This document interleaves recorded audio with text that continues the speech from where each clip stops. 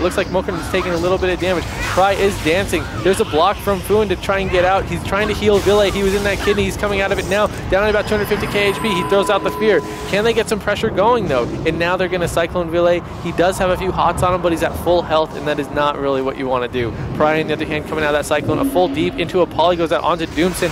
Really rough situation for them. Can they get some damage going off? They're trying to hit the mage of Mokran. He needs to just start pillaring, just trying to kite away. A fear goes out onto Doomson and on Pry. This is really nice CC. Everybody on this team is CC'd right now. Mokran taking a lot of damage at a half health. Does he have a block? He does. Very nice job. It's going to get MD'd, though. He's just going to cancel. He has that Ice Blood Glyph up, and a heal coming out there from Doomson, but it's a silence. It's a DR cheap. Looking like Mokran maybe getting finished off here. 7k HP. It's not going to be enough. He blinks out, but he does fall. And game number 1 is going to be going the way of playing with fire. Wow. Very, very interesting. That's quite a game. Wow, look at them. I don't know. I feel like there was a few scary moments. There were a few scary moments for our Shadow Priest team. More than more than a little bit scary. It literally, I feel like it had no HP, dude. Yeah. And it was not playing with fire. My mistake. It was actually Tree and Thunder Regional, yeah. So I don't know how we got that confused. But anyway, it was you getting it confused, not me. I just you were talking about the fire mage. You can. I was talking about the fire mage. It's okay. Who I thought would win the ticket to BlizzCon. I did not say. Anyway, my mistake once again. It is Tree and Thunder Regionals. They're going to be up 1-0 again. Milk Trup. A very well played game 1 there. Yes. And honestly, that was extremely close. And I think had RMD not really kind of like, they did kind of botch the opener. If they hadn't botched that opener, I feel like the game would have ended instantly. I mean, the ring missed on the Druid. He got the deep freeze. He went for the palm ring, and he missed it. And it's like, yeah, that's a pretty big deal. That is. They actually forced the trinket immediately after that, because they saw the ring missed. He probably blinded him. He trinketed the blind instantly, and they almost got a kill still on the Shadow Priest. He lived with 40 or 50k HP because Mokran had to block because he was taking so much damage. So, I mean, imagine a world in which there's another 8 seconds of CC there. Someone who's 40,000 HP has 0% chance of living. Yeah. And, wow. I mean, they did lose that game, but, pretty costly error there early on in the start of that. For sure. Now the question is, what can they do? Do you think they're going to switch comps? I understand that they said, I spoke to them, and it's not really going to affect anything now as far as the players are concerned. But just for our viewers, I spoke to Milk Trup, and I said, do you guys plan on running anything else and outside of RMD? And they said, yes. If we get knocked into the losers bracket, we may end up running a Mistweaver. I'm sorry, not a Mistweaver, a Windwalker.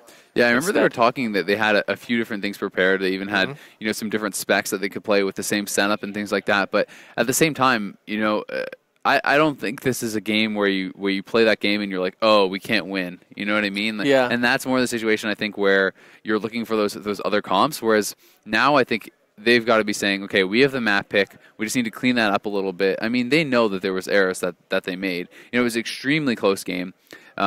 Even with that very costly error. Mm-hmm. So, had they not had that happen, I think they would have taken that first game. Yeah. So, I mean, I think that, if I'm them, I'm not looking to really change my comp or anything like that. I'm just looking to actually, clean that up a little bit and hopefully be able to come back in game 2. Yes. Well, this is going to be a very interesting game 2. Yeah. And let's see. If I had to guess what's going to happen this time, I would say they're just going to remember the kind of misstep with the Ring of Frost. But we also have to remember the rogue got popped out and had to blow a vanish to even get an opener. Yeah, I don't really like that. I don't actually like the idea of vanishing off the bat. I actually think it's fine. You have to have a strong opener. I don't think they can just sit around and let the other team get pressure. But it's costly, sure, but I really do feel like it's something you pretty much have to do. So I don't know. Maybe I'm a little old school in that way, but I feel like if you get your opener ruined, then you really should use your Vanish to try and set it up for when you actually get a good CC landed, Yeah, maybe, but the thing is with all your trinket procs and everything starting at the beginning, it's so much damage. But it is, in fact, actually Tree and Thunder Regionals that is up 1-0 over Milk Trup. Milk Trup is the team that is down right now, so sorry about that. But it is going to be Pry looking for the opener here. We'll see if they can battle back here in Game 2. Get anything done for themselves. Fried Kitty in Invis. You can see he's getting those Mind Sears. They're trying to pop them out. Actually pretty close to where the camouflage was of the other team. Both teams kind of just crossing paths without even really knowing it. Well, Fried Kitty was in the invis, the other team was in the camouflage. Here comes Pry now, looking for that opener. Will he be able to get the sap this time? He does onto Ville. Now here comes the opener onto Fried Kitty. This is what they were looking for. Deep freeze immediately onto Fuin. There's the clone onto Ville. Fried Kitty going to be blinking away, but Pry in hot pursuit right back onto him, down to 200,000 HP. Cloned on the trinket is Fuin, who's going to be stuck in that Pry. I feel like he should have maybe triggered it there, but he's going to sit through this. If they can't force the block, that's pretty costly. Doomston was deep frozen. Someone maybe should have triggered it there. Now, Mokrin forced into the ice block. Doomston had to trigger that clone. So much damage being turned around here. Fuin, though, into the full sheep. Ville in trouble. He's very likely going to have to disperse here. I think he will. The disarm comes out. Will it be enough, though? Fuin's still in that sheep, and somehow, some way, he's going to be able to hold on to it for now, but for how much longer, really, as the deep freeze comes in? Do they have any follow-up after that? Doesn't look like it just yet. Heart of the Wild active for both Druids, trying to keep their teammates top back off, and Ville is going to be topped right back to full. Morkren is going to be able to blink out of there, gets the polymorph down onto Ville, and they are looking to kind of set back up here, but unfortunately they couldn't even force the disperse. Ville now going to get opened back up onto. Big damage coming out onto him. There's a smoke bomb going down. Surely disperse is going to come out now, and it does. Fuin with no trinket, Ville with no disperse. This could be pretty scary next time they get the CC out onto Fuin. Yeah, there's just so much pressure being put onto the Shadow Priest right now. He doesn't have any dots of whatsoever, not even as much as a Shadow or Pain. So he really needs to try and get that pressure out. I believe he actually just whiffed his fear. No, he did manage to connect. I'm sorry. Doomston coming out of that deep freeze right now, goes into cat form, trying to keep his team top, trying to keep them pre-hotted. Dots are going out onto Mokrin right now from our Shadow Priest. That appears to be the main target. It looks like the only person they're trying to kill is the mage, but Ville inside of a cheap shot, inside of a kidney. His druid is sitting inside of a poly. His mage is inside of a cyclone. It's a 3v1 situation. A counter spell goes out onto Mokrin. He gets put into a poly. Ville down to 160k HP, taking so much damage. His druid doesn't have trinket available. He's coming out of that cyclone. He NS's before he gets recycloned. Very important. A poly goes off onto Pry. Nice offensive clone, though, there from Doomston, denying the hots from Fuin. Can they set anything up onto Fuin out of that? His trinket almost back available here. There's the deep freeze now. MCS onto Ville. Will he be able to finish him off? Doesn't look like much damage is coming in just yet. Fuin now out of the deep freeze. Doomston, the one caught into a sheep. Remember, Pry did cloak offensively there. I don't think it's going to be a factor, but it's something you still have to keep in mind. Shadow Fiend is available here pretty shortly. It's about a minute. They may want to try to set something up with a big Shadow Fiend or burst, but for now, there's the block forced out of Fried Kitty. He's going to use that offensively on the sheep. He wants to stay aggressive here onto Marker, and he's trying to get out of there. Doomston in the background, healing him up pretty heavily. The CS does expire there onto Morkren. Pry was caught briefly into the clone. Ville now going to be in a clone of his own, and Fuin has once again had to trinket. Yeah, now the thing is, though, is that Dance and Orb are available. There's a Cloak of Shadows. He's dancing. He's doing so much damage coming from this rogue onto the Shadow Priest. The Deep and the Cyclone are overlapped onto Fuin, though. That's not good. They're really trying to put as much pressure on the Shadow Priest as they can, but to overlap those cooldowns, that CC is so bad. Doomsday gets put into a deep freeze. A counter spell goes out onto Mokrin. Mokrin taking a lot of damage now. Ville almost completely oomed. There's Mokrin the silence. The silence devouring play comes out. That's going to force the ice block, and that is the second one there from Mokrin. Doomsday with no trinket into the half clone. Could this be it for him? He's in a lot of trouble here. He's going to have to get out of there. He needs to pull back to the pillar with Doomsday. That's exactly what he does, is he blinks away to safety. Ville very low on mana. We'll see if that's going to be an issue for him. I believe the Shadow Fiend is now up. He's going to get a full fear onto Doomsday. No trinket available. Mokrin could be in some trouble here. We'll see what's going to happen. There's the deep freeze and the MCS coming in. He's going to blink out as soon as he can there. Ville getting pretty low as well. Doomsday out of CC for now, though. He is trying to heal his mage back up. Ville in some trouble. The sheep comes in onto Fried Kitty. It's not getting dispelled just yet, and Doomsday decides to go with the offensive clone to deny those heals, as the Shadow Fiend was popped there by Ville. He's trying to get as much mana back as possible, back up to 50k, but really didn't get a ton back there. And at this point, with Shadow Fiend on cooldown, could actually end up being an issue. There's the blink CS onto Fried Kitty. Clone comes in off of that. Deep freeze over onto Fuin. Ville taking some damage, but Mokrin is feared off and cannot really get involved. Ville down to about 250k HP. Fuin out of CC. There's a palm going off. It doesn't look like they were able to get a polymorph out of that one. There's a poly going on to Mokrin, but he gets dotted immediately after. A cyclone goes out onto Doomsday. Pry is sitting inside of a polymorph now. They need to try and get some pressure going. Ville still and this is not good. You obviously cannot put out that much pressure if you're an Shadow Priest. Cyclone does go out onto Pry. Nice fear. Everybody CC'd on this team now. Can they get any pressure going? Mokran going to be taking a lot of damage here, down to half health, and he has to block once again. His Cold Snap is up in about a minute, though. There's the orb out from Fried Kitty. He's going to be corroded. The Polymorph trying to come out onto Doomson. Doomson going to get the shift off, though. It was not in time on that Deep Freeze. Disorienting Roar coming out there. Fuin forced to trinket once again. Ville into the Sheep. It's going to be dispelled. Fry connecting back onto Fried Kitty, trying to get the damage out onto him as Fuin is into the Deep Freeze. Clone onto Ville. They briefly had that 3v1 setup. Fuin, though, once again, is free and clear. He's in the background, going for those regrowths, trying to top his mage, back off, spamming out 2-3 regrowths in a row there was Fuin. He's going to throw up the Innervate as well, trying to get his mana back as fast as possible here. Doomson in the background still winning slightly on mana. We can see the Ice Block from Symbiosis almost back up here for Fuin. He's charging in, looking maybe to get a little bit aggressive, try to get some CC out here on Doomson perhaps. There's the silence onto Morkran. Deep Freeze onto Doomson. That's going to be blink away there from Morkran as he does get out of there. And Fried Kitty in a lot of trouble actually right now. Down to 100,000 HP. Will he be able to survive? The block comes out. I believe that silence was the yard on the Morkran. It looked like he was able to get out of that very fast. Yeah, that was a Cold Snap block, by the way. So Fried Kitty isn't going to have block for a few minutes. Cyclone goes out onto Pride, but he is regaining energy in that. Can he get the re-stealth out of it? It doesn't look like he will be able to. Mokran taking a decent amount of damage, down to about 75% HP. Blanket Counterspell goes out onto him. Full Deep Freeze up onto Doomson. A Cyclone out of that. Mokran in a lot of trouble, actually. Down to half-ish. Gets picked back up a little bit. He does have the Life Bloom on him. He does have the Iron Bark, so it looks like he should be fine for now. He's also going to be going into invisibility, but he's out of it. Polymorph goes out onto Pry. Going to regain some energy in that as well. Polymorph goes out onto Doomson. And it's actually there's the Deep Freeze onto Fuin. Can he get the Sheep? This is important. He's not going to be able to land it. Actually, a Sheep onto Ville there. Now it's swapped over onto Fuin. He is going to be able to land that. Clone comes out on the Ville. Fried Kitty taking quite a bit of damage himself, down to about 200,000 HP there. Fuin working hard to top his teammate back off, getting those regrowths off there. Doomson in the silence now. He's going to be caught through this. We'll see what they have for Morkran.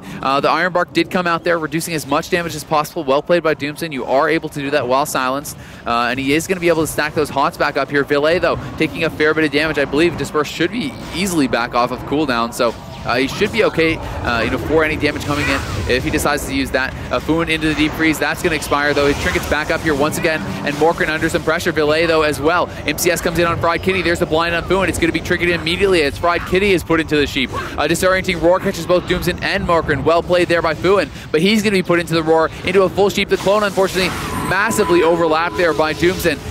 With Morkran. Morkran going to have to Trinket. They're trying to finish off Ville. We'll see if they can do it. They do not have that Clone DR, remember, because it was overlapped, and Ville going to be put into the DR Clone. Can they force the Disperse? It is going to get the Disperse anyway. It does not come back to bite them just yet, but is he out of the woods? He's still quite low. Now the Dance coming in there from Pride. Trinket is up as well. This could be it. MCS comes in. I think he's going to go down 15k HP. He does fall, and we are all tied up.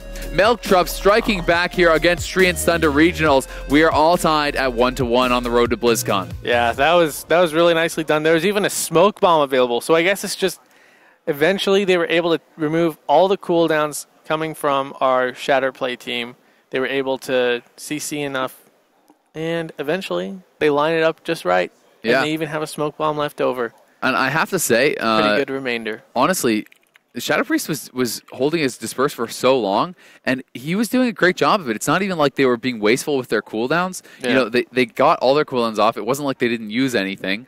So they ended the game with all their cooldowns down, and they held them pretty well. I mean, he was holding that Disperse for a really long time, hoping, I think, especially to get away with that because, the Clone was completely overlapped with that Sheep. So I think they were kind of hoping there that they could hold the Disperse. But even with that overlap and even with him holding it as long as he possibly could, he still went down right after as Pry had his Dance available, his Trinket came up, and the amount of pressure he was able to put out right at the end there was just nothing that Fuin could do to top him back off, and MCS was really all it took. Yeah, and with that win, Melktrup ties it all up, 1-1. Do you think we'll see our first 5-game series?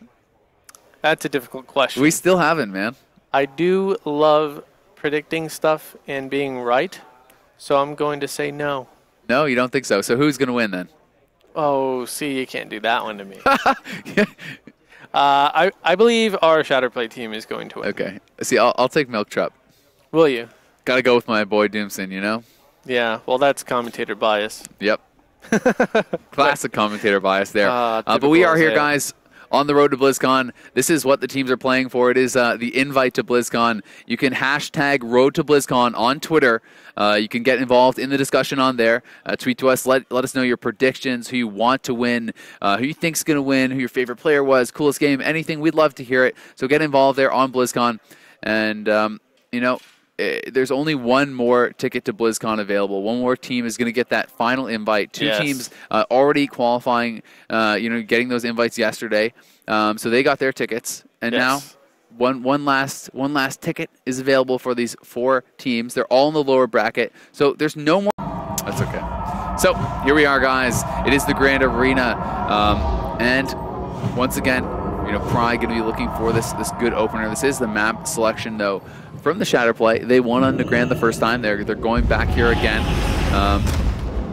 as it is their right to do so. Pride going to be going in, thinking better of that as Fried Kitty does get into the Invis, and I think we're just going to kind of have this little standoff once again to start things off. They're going to wait for Fried Kitty to get out of the Invis. Once he's out of Invis, that's when they're going to start to move in, look for that opener, because they do have the added bonus of having camouflage. So they can camouflage, then they can Invis out of that. So, during that whole time, there's nothing that the other team can really do to pop them out, unless they just kind of hit them with an AoE. And there's the sap onto Fried Kitty. Now we'll see if they can get the follow-up opener that they're looking for. There's another sap, I think, that is going to come in, perhaps. No, they're just going to decide to open up right away instead. Villet going to be able to get put into the cheap shot. Deep freeze onto Fu, and there's the ring landing. That's going to force the trinket immediately. Will the blind come out? He jumps into the orb, so he's not able to be blinded. Nice thought there from Fuin, but he is going to be cloned up instead. Cheap shot coming in once again onto Villet. Fry now swapping it over onto Fried Kitty, who is under quite a lot of pressure. May have to block here. Down to 100k, is going to have to block. And remember, the blind is still available. And Fuin without any trinket, things are looking rough for the Shatterplay. Yeah, already, man. This is what happens when there can be a good opener. Fried Kitty gets put into a poly, but he living bombs it right after, and I really don't like that. You're sort of wasting the DR. What if you need to put him into another poly? Smoke bomb comes down. This could be it, though. He's in the smoke bomb. He's going to be corroded down to half HP. MCS onto Fuin. Do they have the blind off of that? They need to look for it, but instead he's just going to be pumping out this damage. Now going to get the blind. That's a full blind clone. Overlap, though, once again. We'll see if it costs them this time. The dance still active, now expiring there from Pry. Can they get the sap out of it? Not able to do so. The deep freeze does come in, though. Fried Kitty still dangerously low. He's going to be connected back onto 70k HP. Second block having to come out. Wow. Yeah, this is rough. Almost all the defensive cooldowns are burned. Look at the trinkets available for our Shatterplay team. They don't have any outside of Vile, and their defensive cooldowns are really short as well. A full counterspell on the Fried Kitty on his Frost School, so he's not going to be able to do much damage whatsoever onto Mokrin, and I think this game is heavily in favor of our RMD at this point. Dude's been put into a full polymorph, no trinket available. Kind of sucks to get polyed as a Druid. Another re-poly going off. But now check out the deep onto Fuin. Are they going to swap over onto him? Doesn't look like it. Counterspell goes out onto Fried Kitty. Oh, he's going to be able to land that poly. It breaks immediately, though. I think he was able to actually get inside the orb. I'm not sure about that, but it looked like something did break it right away. So, unfortunately, the clone does come in anyway. Doomson able to land that onto Fuin. We'll see if they can get any damage rolling with this. They have swapped it up, going on to Villet now. Villet taking some damage. I'm not sure if this is really the right strategy, though, since they've already actually forced out both blocks. What do you think about changing up the strategy and going to the Shadow Priest? Yeah, I think Shadow Priest could be a viable option, especially if you have an Shadow Priest, you sit on him, that guy is not going to do anything whatsoever. It's completely eliminating so much pressure coming out from the Shadow Play. Full Kitty went out onto Fried Kitty. He actually had a trinket right there, taking a little bit of damage. All trinkets are expended. Actually, Fuin does have his trinket available now on our Shatterplay team. Fear goes out onto Pry. Cyclone goes out onto Doomson. Mokrin taking a lot of damage, down to about half health right now. There's a little bit of trouble. Though, that is actually going to force the trinket there from Fuin once again. Blind up in 20 seconds. That could be the kill opportunity that they're going to wait for. And we'll see if that is. Doomson with his trinket back up now. Everyone here on Milk Truck do have their trinkets. So, Fuin without a trinket, no one on this God comp, Shatterplay, whatever you will, has a trinket. The entire other team does. There's the full blind coming out. Now they're going to look to get the major damage coming in here. They are having a Ring of Frost going down, though. Villet taking so much damage. The clone going to come out onto Fuin. This could be it. The Disperse comes out, but I don't know if it's going to be enough. There may be more CC here for Fuin. The Vanish comes out. The Cloak as well. 11,000 HP. He's going to go down as the Deep Freeze connects onto Fuin. Beautiful Deep Freeze. Beautiful Deep Freeze. That was really nicely timed.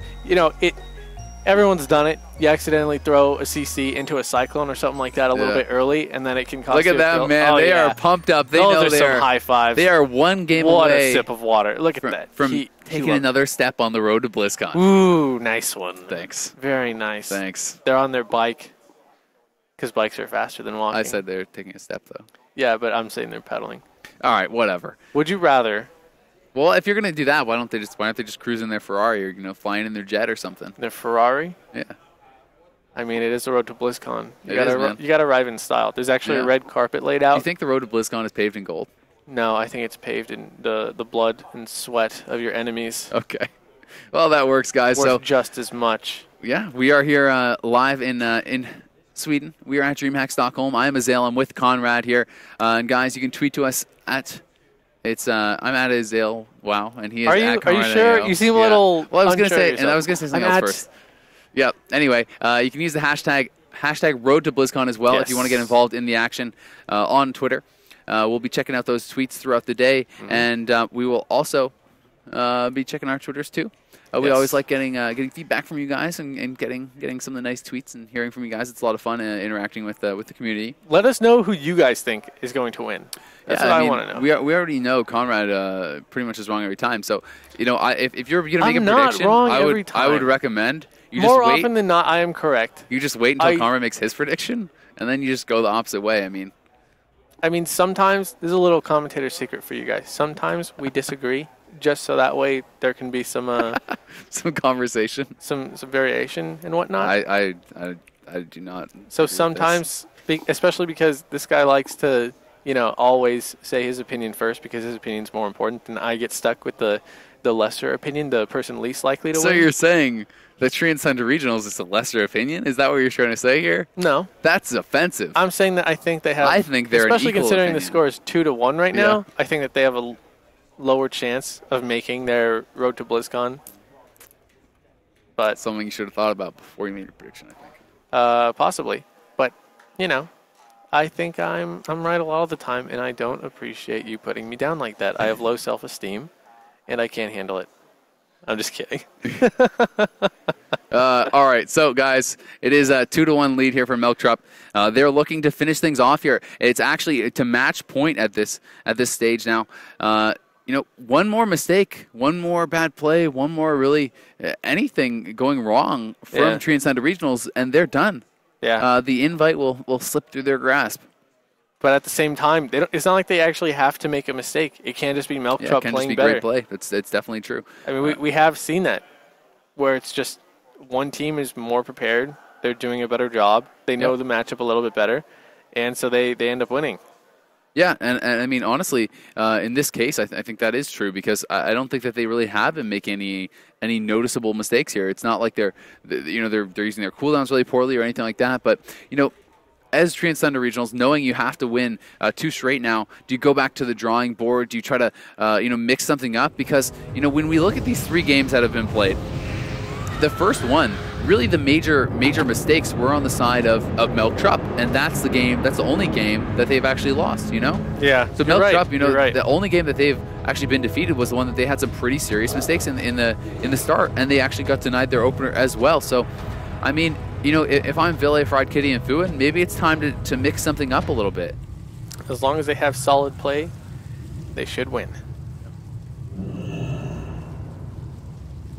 All right, so guys, we are here in Dalaran Arena, and we are ready to go. Fried Kitty going to be coming out here right into the Invis. We're just going to see a repeat once again of what was happening last time. I mean, they're just going to wait it out, I do believe, but you get the early sap on Ville, and this may prompt them to get a faster opener. The sap does expire. There is the DR sap coming out. Now Fried Kitty is out of the Invis. Fuin actually gets full sap. That is so big. He's going to get broken by the orb, but a Deep Freeze comes out as well. Ville in some trouble already. Disperse comes out immediately. The Sheep onto Mokrin, though.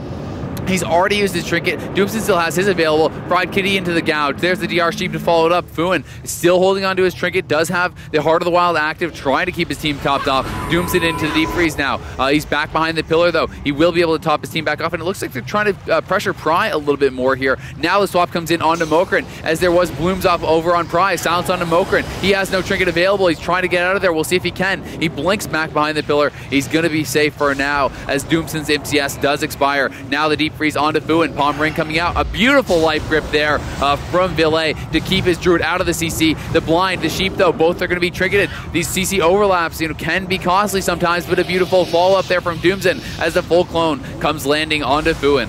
Yeah, the life grip was nice, but at the same time, it meant that the Rogue was able to blind without having to lose any DPS, not even missing an auto attack for it. But now, Pry is going to go for a re-stealth, hanging out on the lower side, trying to get it.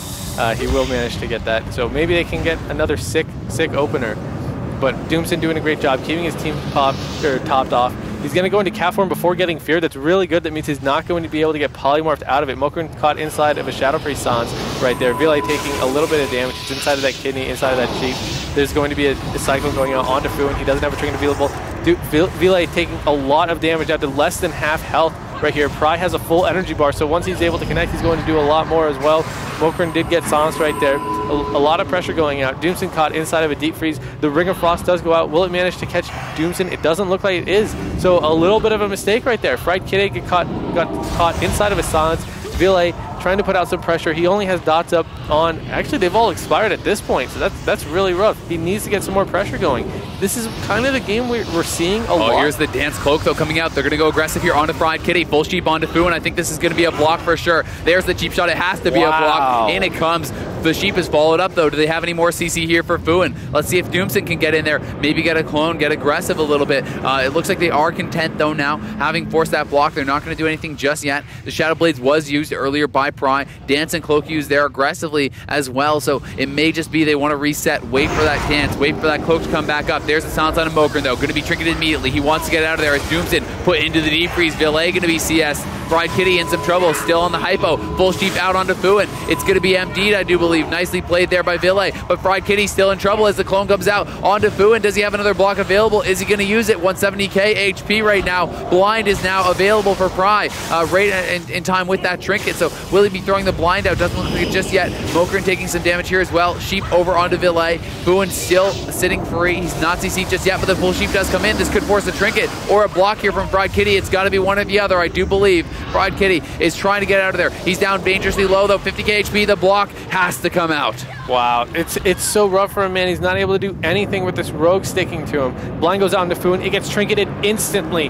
Mokran gets put into a silence. He's out of it now. Pry caught inside of a full Cyclone. So now they need to just regroup. All blocks are down for Fried Kitty. The trinket is down for Fuin. It just takes one nice setup and they can do it. He did get that Fairy Fire dispelled off of him. Nice job by Doomson. He's going to get the re-stealth. This is it right here. Fried Kitty gets open on. There's a Garrote. Can he get a nice kidney shot out of it? There's the Tricks of the Trade going up for extra burst. They're opening up onto Ville, though. Fear, though, from Ville. Nicely played there. Maybe they can try to turn things around here as he is looking to do some damage onto Pry. The burst coming out. Deep freeze comes in. The cloak is forced. Trinket as well. Massive damage coming in there on Pry as the Shadow Fiend was even used. And they are mixing it up. They're pressuring the Rogue with the cloak already forced. They could decide to go back to him. Ville, though, the target for now. He's going to be sheep. He is dotted up. It will break. Fuin into deep freeze. Looks like it is a DR'd there. But Ville going to be caught into the kidney shot. Still taking a lot of damage. Clone on a Fried Kitty. I think this is going to have to be dispersed. A heal does come landing, but will it be enough? He's down to 100k. He may have to use it. He's still holding on to it. Fuin into the full sheep now, though. CS over onto Fried Kitty. MD coming out. He is able to land it. Well played there by Ville, holding on to that cooldown when it definitely looked like it was going to have to be used. Yeah, Cyclone onto Ville at the same time as his healer was inside of a poly. I don't know if I really like that play. Kind of just lets the CC DR, and then it's just going to get topped off. A deep freeze onto Fuin, though, and a cheap shot onto Ville. Ville taking a lot of damage. He's behind the pillar, away from line of sight of his Druid. He's in a lot of trouble, actually. He may go down. He did have to use his Disperse. So now, no Ice Blocks available, no Trinkets available, no Disperse available. Yep. Ville is the only one with a Trinket on the Shatterplate team. They need to get some reverse pressure going, or they are just going to end up dying. Garrote Silence into a Rupture. Fried Kitty caught inside of a full Cyclone. How is Fuinho doing? Is he going to be able to pick his team up? He casts a Cyclone. He's he got it off onto Pry. Pry not able to do any damage. Fried Kiddick caught inside of a full poly. He's out of it now. Regrowth being cast. They're just trying to pick up Vile. They feel like he's going to be the target. They're just keeping full hots on him. But this is they're really just waiting out until our RMD team just has the cooldowns to burst them down. And look at the cooldowns. Cloak is going to be used. So is Dance. The blind is available as well. Deep freeze onto Fuin. This is the cooldowns that they were looking for, and they do have them now. There's the ice block used on that sheep from Fuin. He's going to be roared up though. Clone comes in. Blind still available from Pry, but he's feared off on the end of that Dance. The Cloak and Dance were used there. Remember how much damage they put into him last time. Do you think they could get that set up once more? He won't have the Cloak available if they're able to do it. Mokran going to get CS though. Doomson without a trinket. Pry almost has his back up. He's looking for this opener. The tricks of the trade going to be thrown out there onto Mokran, and here comes the cheap shot onto Villay. Sheep over onto Fu, and it was a blind overlapped as well though. He's going to be MCS on his trinket. It may not matter. He's going to go down as the smoke bomb comes in, and Fuin unable to pick Villay back up. He had no disperse. No more options left, and that is going to be that. Milk Trup are going to take the series. It's going to be a 3-1 score, and they are moving one step closer to getting that BlizzCon invite. So incredible. Wow. They did a fantastic job that game. Really nice job. They always just get the right cooldowns at the right time their burst so well. I'm just so impressed by their RMD. You know, they had a rough day one, but today they're really bringing it. They showed up. Yeah, they definitely did. Now they are one series away from that final ticket to BlizzCon. You know, fantastic stuff. You can see the players shaking hands there. Good sports all around. Smiles on their faces. You know, they can walk away with their heads held high. Transcend to regionals. Sure. You know, definitely played a solid series. They were outmatched in this one, but some great players in their own right. Yeah, that was really nicely done. And it does look like we do have Rachel now ready with an interview, so we can check that out. Well, you guys showed us before the match started, and then we get to see it up close here. The excellent sportsmanship, the wonderful relationships between these two teams here. But you guys, Milktrup, are one step closer on the road to BlizzCon. I'm sorry, I'm going to take that, guys. That was a pretty good one. So have you guys been to BlizzCon before? Has anyone on your team been? No, but it's my first offline event, LAN party. And Doomson and Prey, they were playing other games before on stages, like Prey when played FIFA on quite high rating, and was some LAN events as well, and also took like first and second place already, but for me it's the first ever. First time playing on stage, do you feel like that improves your play, or does that make you a little nervous? It's a different play style, to be honest. Like when we play back at home, we can like think in the future. We stay back and we're like, okay, we're gonna this now and get this then afterwards, and here's like so much noise in the background, and you just like play on time. You're like, okay, we need to go Shadow right now. What do we have on healer? It's different. It's a lot different. Now, Shadow Priest versus Subtlety Rogue, that's the biggest difference between your two compositions here. What do you guys feel like they were able to do to you that you weren't expecting? I don't know, they just pump up the enormous pressure, and it's really hard, especially when we don't have all the info like trinkets and cooldowns, and just a tough matchup. It was a tough matchup, but it was well played by both you guys. I'm going to let you shake hands one more time. Now I have to ask you one more question. You're going up against the winner of BP versus Playing with Fire. Who would you rather face? To be honest, we would rather face Fire Godcom, since we just faced the Frost Godcom now and we are kind of into it. And yeah, I think like Fire Godcom versus RMB is better for the matchup. So yeah, we want to face them. You want to face them? Well, we'll see how that all turns out. We're going to go to a quick break. When we come back, we have BP versus Playing with Fire.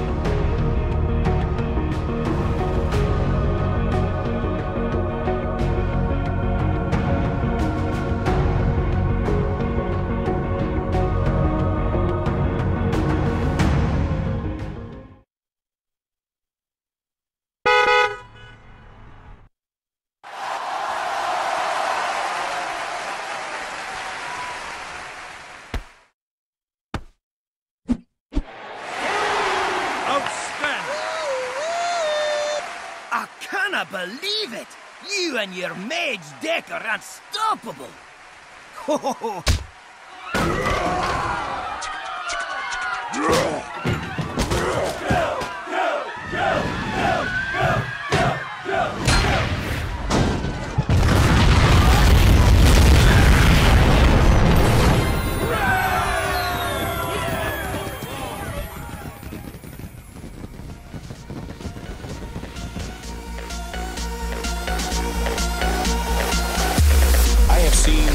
Killer bees kill people, kill horses. They will attack anything that moves, anything that makes noise, smells. They don't care what they sting. They will kill anything.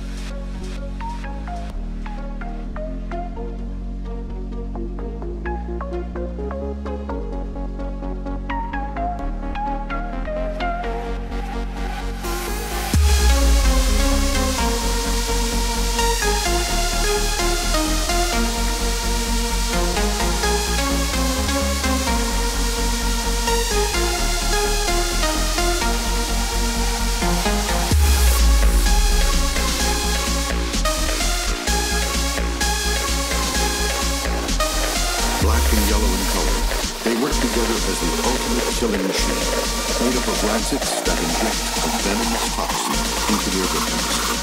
These frightening swarms are the result of an experiment gone wrong, a deadly mistake.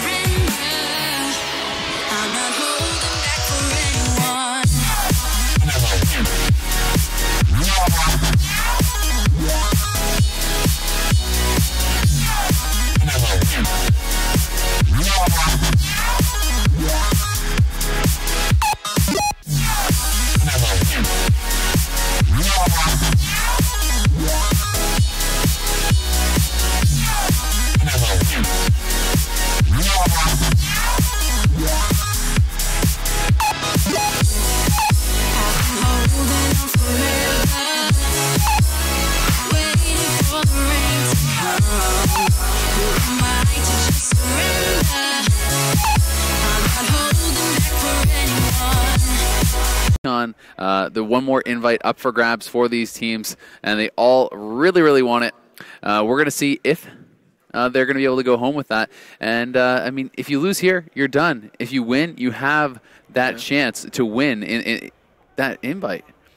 I mean, there's only one more round after this. You know, there's only 2 more series left in the entire tournament. Yeah. So every game is so important for these 2 teams. Yes. So in other words, guys, whoever wins this will go on to compete in one more match to see who gets the tickets. The team who loses this is out forever. Yep.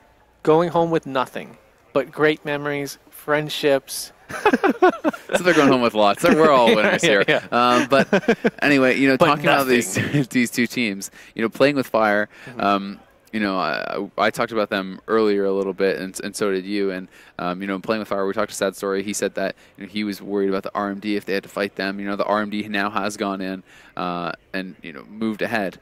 Minpoike, you know, I know their team is pretty worried about this Fire play team, about this Shatter play with the Fire Mage team playing with Fire. So, I mean, do you think that they're going to be able to overcome that, or do you think that it's going to be a little bit ugly? You know, in the past 48 hours, and by 48 I mean 24 plus a few.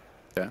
I think we're actually seeing not so much people like getting over the fact that they're scared of the team. I think it's more they have to get over the land jitters. Yeah, because it's pretty uncommon for people to you know, miss some of these really important things that they're missing and not do a lot of these important things that they're not doing.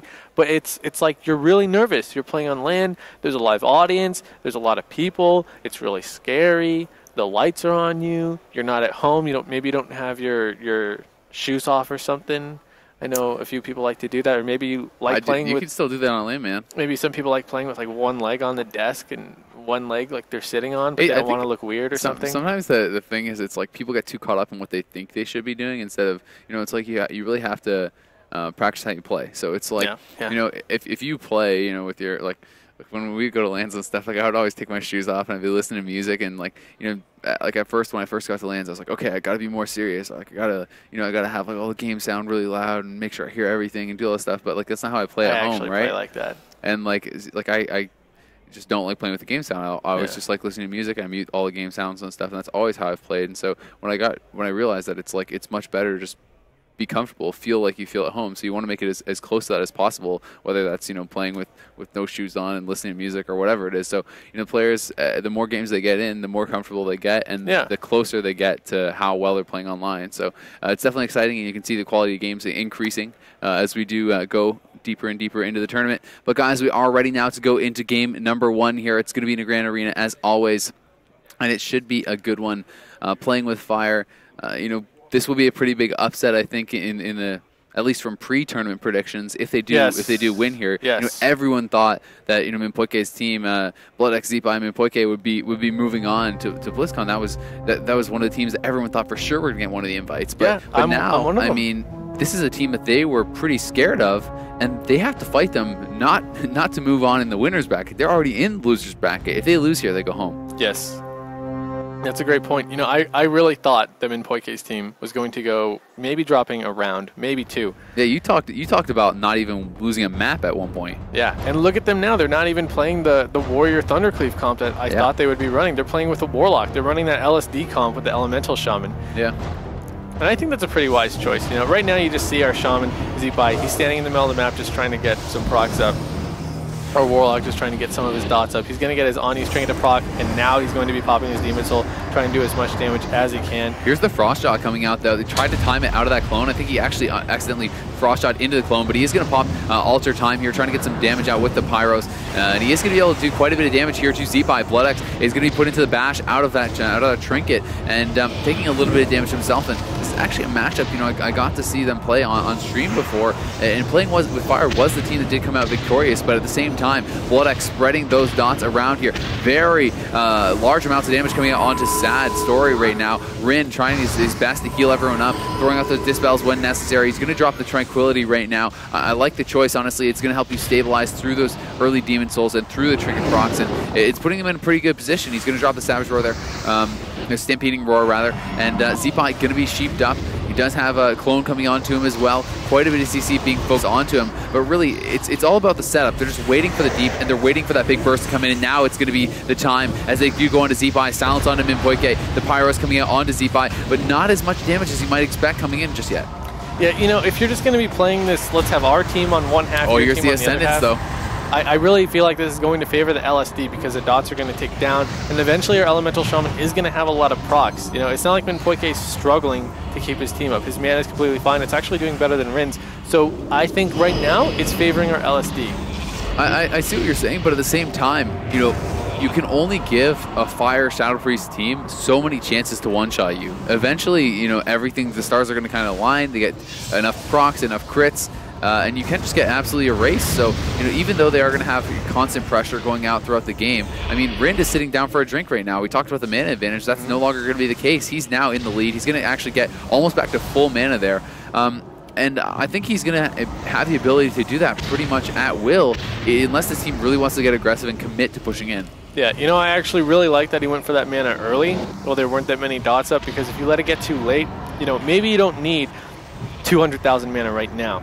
But to just have that extra little buffer room, I think it's really good. So I'm a big fan of that. It's very intelligent, and it's also one of those things where people wait. They're not looking for it when you're high on mana. But anyway, the Deep Freeze does come in on Zeepai. MC has to follow that up. He's going to gate out of there as Minpoike gets put into the fear. A lot of damage here. Silence following up onto Minpoike. Healing Tide going to have to be dropped there by Zeepai. The clone comes in onto Minpoike there from Rin. Rin going to be feared up. Now it's swapped over to Sad Story there by Bloodex, who's doing a good job with the Demon Soul, spreading the dots out onto everyone. Rin actually catching a UA to spell, I believe, there, or could have just been a couple of procs, but the dots did disappear from Sad, so I'm just assuming that is what it was. The Shroom going to be popped to heal himself right back up, and he's going to get out there once again, trying to heal back up Livin. The Sheep comes out onto Zeepai. DR clone to follow that up as it is dispelled. Well played by Rin, following up the CC. Going to have a UA silence on himself for now. The Swiftman, though, coming in, going to be able to top himself back off. Yeah, I think Rin's actually doing a phenomenal job this game.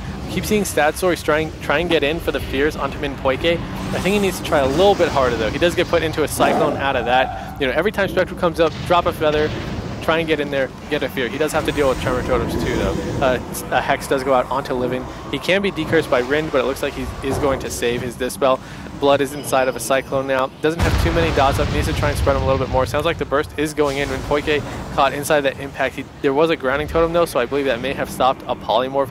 Looks like Livin is going to be able to get that full poly onto Minpoike out of that. Nice job. And a clone over onto Zeepai. That's going to be followed up by that Frost Shot. Immediate Shaman Rage comes out. Grounding going to get dropped. The clone going to be followed up, though, by Rind onto Minpoike. So Minpoike still sitting, though, with his Trinket. They got the Shaman Rage, and that's all they really wanted. And they're happy to back off after that. But big damage coming in here on Rind. Offensive beam coming out there with the Symbiosis. Getting dangerously low. The NS heal does have to come out. Bark's being used there as well.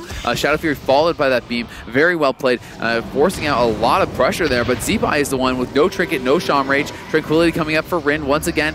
He's going to get locked on the last little bit of that. The Tranquility Hot is ticking, though, and I think his team is going to be okay as a result. Yeah, I like the Tranquility choice.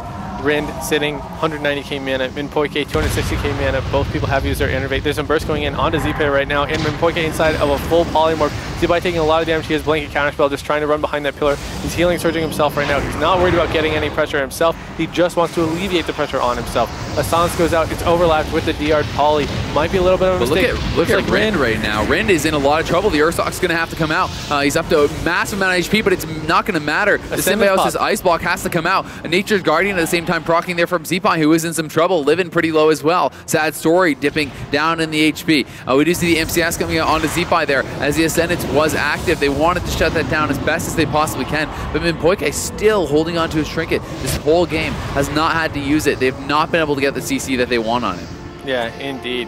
Rin does have his Heart of the Wild pop once again. Zeepai at about half health inside of that Cyclone. Minpoike coming out of that fear. He does have a proc. Maybe he can try and burst this Fire Mage, but Zeepai gets dispelled out of that Deep Freeze. I really like it. I think maybe saving dispels just for Deep, as long as you know Deep is on cooldown, I think it's really important. Rin down to about half health. Big burst going into him now. There's a Solar Beam on him as well. He's trying to waddle out of it at about 300,000 mana. Healing Tide does go down for Zeepai. He just wants to be able to keep putting out the pressure, and the Healing Tide is going to let him stand in a little bit scarier of a spot, but he's taking so much damage now. Devouring Plague is on him. Minpoike trying to keep him up. They're trying to pull away to the pillar, just trying to kite now. He does knock Livin back. Livin at about 75% HP. Maybe they're going to there's the trinket there coming up from Minpoike. It looks like Tremor was not available there. Sad Story able to get a clutch fear onto Zeepai and Minpoike. The Dragon's Breath there to follow it up onto Minpoike.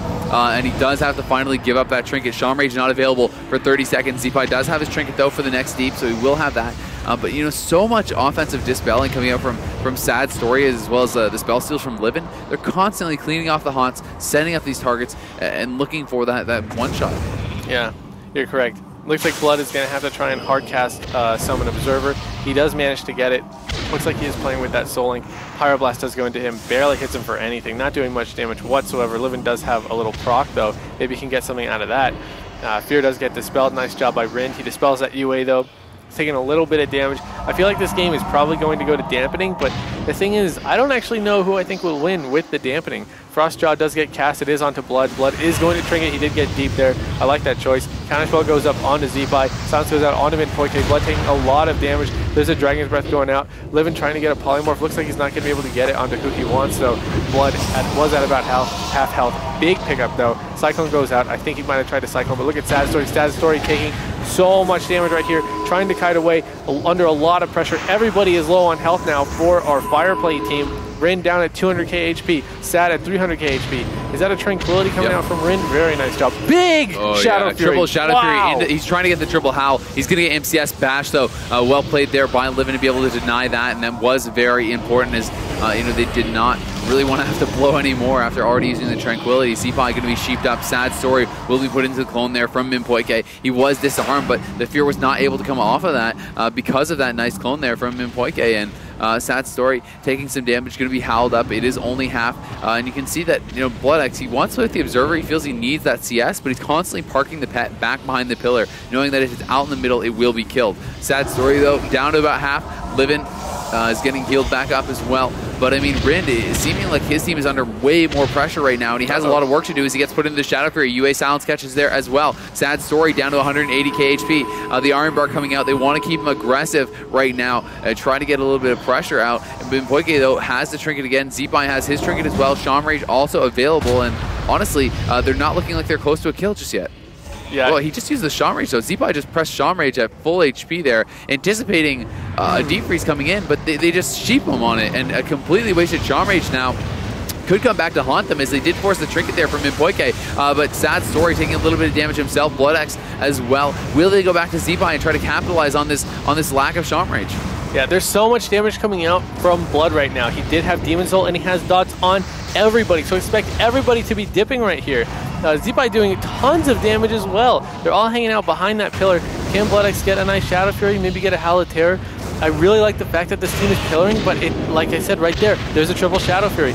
Big damage going in on the Sad Story. He's at 80,000 HP, gets picked back up to about 200,000. Prayer Mending is bouncing everywhere, so that's a lot of healing coming out from this Shadow Priest, and that's what's really good about bringing a Shadow Priest to a dog comp like this, is you just get well, actually, here's the Solar Beam. This Solar Beam is pretty important, I think. It is in the middle of the map. They are able to get a lot of pressure out of it. Everybody's still so low on health. But like I was saying, this Shadow Priest against a dot comp, you just bounce that palm over and over, and that is going to alleviate so much pressure off of your Resto Druid. Yeah, it definitely does help out quite a lot. They also have the decurses from Livin to try to help with the dots a little bit. But there's a Shadow Fury going to catch Sad Story. Rin going to try to get out of there, though. Livin down to about half HP, taking some damage himself. Minpoike still no trinket available. Zeepai is going to have his Shaman Rage back up already, though. You know, you can tell that they are scared of the burst coming in. The Frostjaw going to land there onto Zeepai. But so far, you know, there hasn't really been any close calls whatsoever for this LSD. The disarm coming out. Unfortunately, Sad Story going to get feared up first. He's not able to actually land that fear onto Minpoike. Now the NS coming up from Minpoike. What's he looking for? It looks like he wants to get an NS clone. He's running across the map. Still has that NS active. Going to have to use it on a heal, I do believe. Zeepai, though, in some trouble now as he's down to about half HP. Standing in this room, though, Sad Story sitting pretty low as well. Yeah, they're just trying to pick up Sad Story at this point. No dots on him. Really nice job to just always keep him clean. Zeepai at about 75% or so gets caught inside of a Frostjaw, taking a lot of damage here. He doesn't have Trinket available. He did have to Trinket the last Deep Freeze that came out. Livin taking so much damage too. He does have Hypothermia on. He isn't able to Ice Block anytime soon. Zeepai down to about 200k HP. There's the Deep Freeze, no Trinket available. He could be in some trouble with nice Dispel there from Minpoike. He will get caught by that VT Fear, and a good follow-up clone there from Rin, but still a clutch Dispel on what could have actually, you know, been the end for Zeepai there. Yeah, Indeed. Z-By down to about half health now. He's inside of a counterspell. Healing Tide is down. He's just trying to kite away from our Shatterplay team at this point. Half health still. Healing Tide still down. I really think killing that Healing Tide is really important. There's a Shadow Fury that does go out. Hex onto Living. There's a full Fear onto Rin. This could be the end. Sad taking a lot of damage. Rin had to trinket that Fear. Really nice job right there to be aware that there is a lot of damage coming in. Yeah. Sad story is pretty though. But look at Minpoike's mana versus Rin's mana. Minpoike is so low compared to Rin. I think here's the Frost Shot though on Z-By. This is the setup they're looking for. Deep Freeze comes in, instantly dispelled once again. They really need to do a better job of covering that Deep Freeze. They need to get a Silencer and MCS on Minpoike and deny those dispels, because that's really, the bread and butter of this Shatterplay comp is those Deep Freeze bursts. And Dragon's Breath going to come out. It's going to catch both the DPS once again. The previous Dragon's Breath did actually force a trinket from Blood X, so he's not going to have that available. Sad story though, taking some damage. Z-By in trouble once again as he hits the MCS. He's down to 140k. Minpoike is running on fumes at this point. He's only having 30,000 mana right now. Rin trying to get in there. Does have the Heart of the Wild up. He's trying to top his team back off, keep them aggressive because they can sense blood in the water. Minpoike at 3,000 mana. Disperse does have to come out. The Heart of the Wild Tranquility will be channeled up. Should be able to top them back off. And Minpoike now really trying to get away. He's looking to try to get this drink, and he's going to sit down for it as soon as he gets out of combat. But Z-By in a lot of trouble. MCS, Deep Freeze comes in. This could be it. He needs the trinket. He does so. The Iron Bark goes up as well. 100k, 70k. Nature's Guardian going to proc. The NS coming out there from Minpoike. He was not able to get any mana back. Livin though, also taking some damage here, being forced back. But this fire play, they're trying to be as aggressive as possible. They're trying to stay in Minpoike's face and not let him have the chance to get mana. Yeah, living at about 144,000 HP. He's in a lot of trouble. There's a full cycling going on onto Blood right now. Z-By still at half health. He hasn't been topped in forever, but Sad story burst. just gets absolutely rocked there by Z-By, and I do not believe he had his Disperse back yet, and you can see... They were excited. Yeah, dude. Z-By was like, hell yeah. You see that proc right there? That was all me, baby. And Blood's like, hold on, I need to pad the damage meters for the end. I mean, pretty crazy end to that game, honestly. I thought that was looking pretty brutal for Minpoike and co. For their team. It was looking like they were really on the back foot. He was completely for a while there. And sad story, didn't have the Disperse available. Went out in the middle of the map, was trying to run in there and get a Fear, trying to, they sensed that they had an opportunity to get a kill. They wanted to go for it, and it ended up really kind of backfiring there as he just got procced down and absolutely erased. Yeah, I mean, we tend to see that against both variations of LSD. Our LSD that already managed to receive an invitation, and the LSD today. One's elemental, one has a Moonkin. But every time someone thinks they can get a kill on one of these LSDs, next thing you know, they're the ones getting killed. Because they'll overextend, the dots get to be too much, some nice burst comes in, because elementals and Moonkins both have this insane burst that can just randomly happen. Nice little RNG. Yeah. I mean, the amount of damage, you always have to respect it. You have to have those cooldowns available. You have to know, what you have available to deal with that kind of stuff. Otherwise, you risk having things like this happen to you. And definitely a disappointing end of the game for them. But you can see why they're afraid of that comp. Even though they did win the first game, it really did look like it was starting to really swing in their favor later in the game. Minpoike was completely it seemed like every time they started doing damage to Z-By, cooldowns were coming out. They were really starting to get into a lot of trouble, I felt like, at the end. Yeah, that's one of those games. We've all had those games on the ladder where it's like you're winning and you're consistently winning. I mean, it's only one game so far, but you've had them. You're playing on the ladder, you're winning, and you're winning, and you know that if you fight them again, you're going to win. But it's so stressful because they have such high bursts, and you're so scared the whole time that you're just like, we can lose at any second. So. Yeah, definitely something that can be pretty frustrating. And it looks like they are discussing something with the admins. Bloodx seems a little bit frustrated with something. I'm not sure exactly what the issue is, and we will let you guys know as soon as we do hear something. I don't know if there's maybe something wrong with his mouse or something. He was kind of swinging his mouse around there. I'm not really sure. But anyway, we are going to be waiting for the map choice here from Playing with Fire. It is their ability to pick the next map. And what do you think they would go with now? And being down a game here, this is the road to BlizzCon. They obviously an extremely important match for them. What map do you think would be the go-to? If I had to guess, I would probably say... I would say Ruins of Lordaeron. I would. Yeah. I think it's just all around a good map for their team. It's a lot easier to land Fears. It's a lot easier to have good Ring of Frosts. And the other thing is that with the other maps, there are a lot of I mean, the Elemental Shaman knockback and the Druid knockback can be huge. Yeah. And you don't want to have to deal with that. I mean, you do have a Druid on your own team for the knockback, but I mean, what do you think about? I mean, taking into consideration the fact that the longer the game went, it seemed like more and more went into the favor of the fire play or shadow play or whatever you want to call it. Actually, the longer the game went, the longest the game went, it was in favor. Okay, well, but as the game got further and further into it, it was looking better and better for them. So I mean, taking that into consideration, do you think that then you maybe consider a map like Tolvaron or something a little bit more spread out, where you can, maybe get that kind of later stage of the game a bit easier? You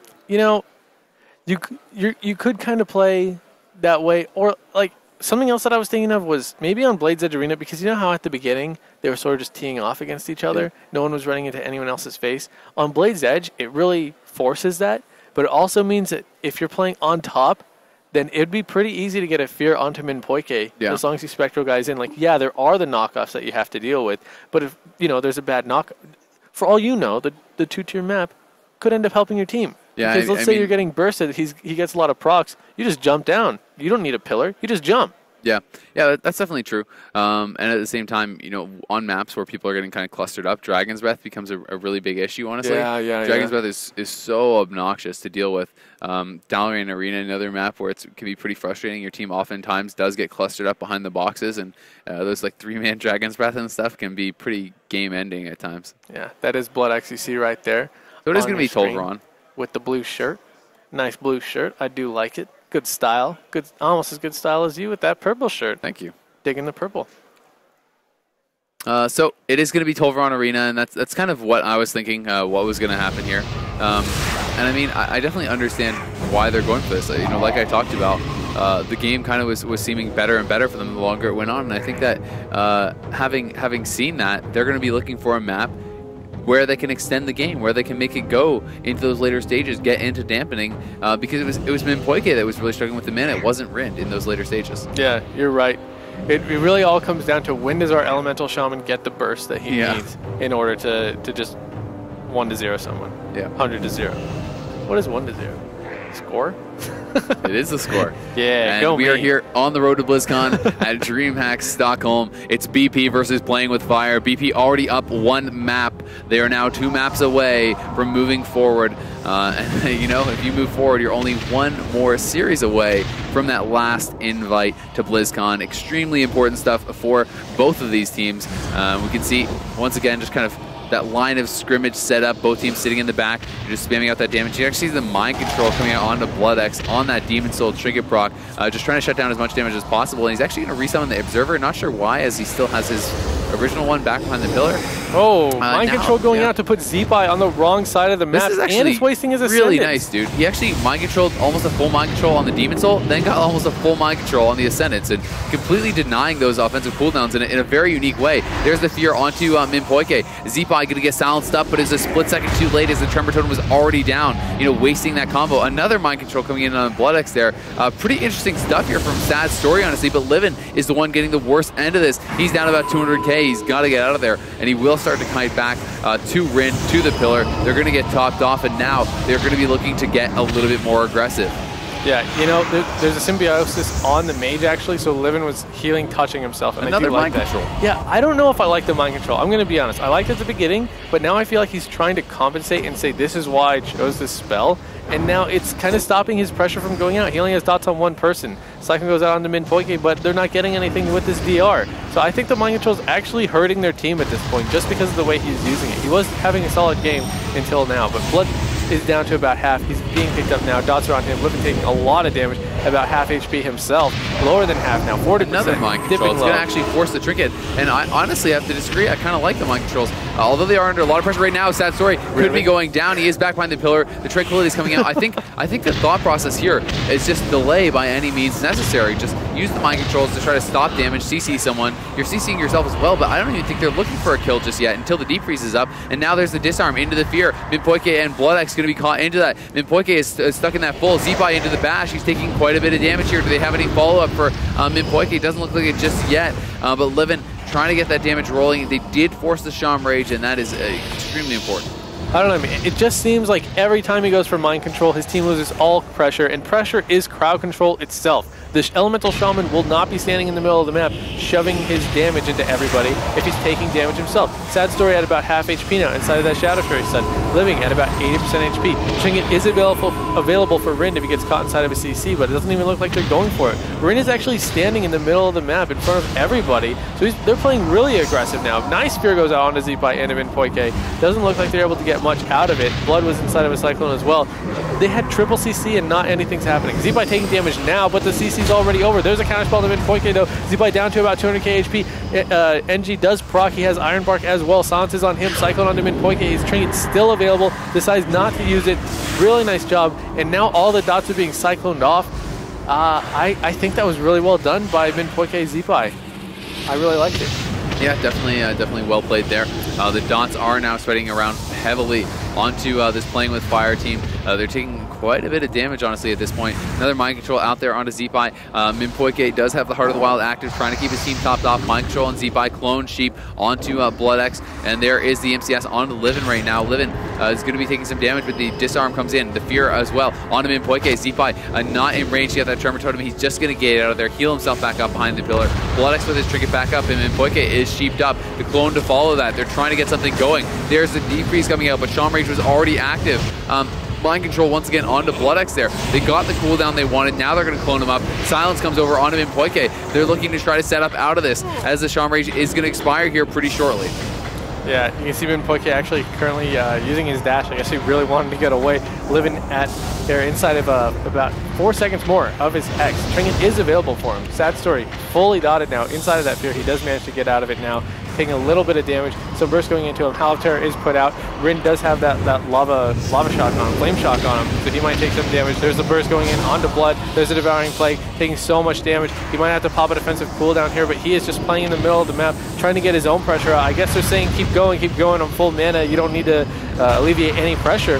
He does even pop his Demon Soul because look at Sad's health. Yeah, he actually is forced into the Disperse there. And will they be able to finish him off coming out of that? I don't think so, but still.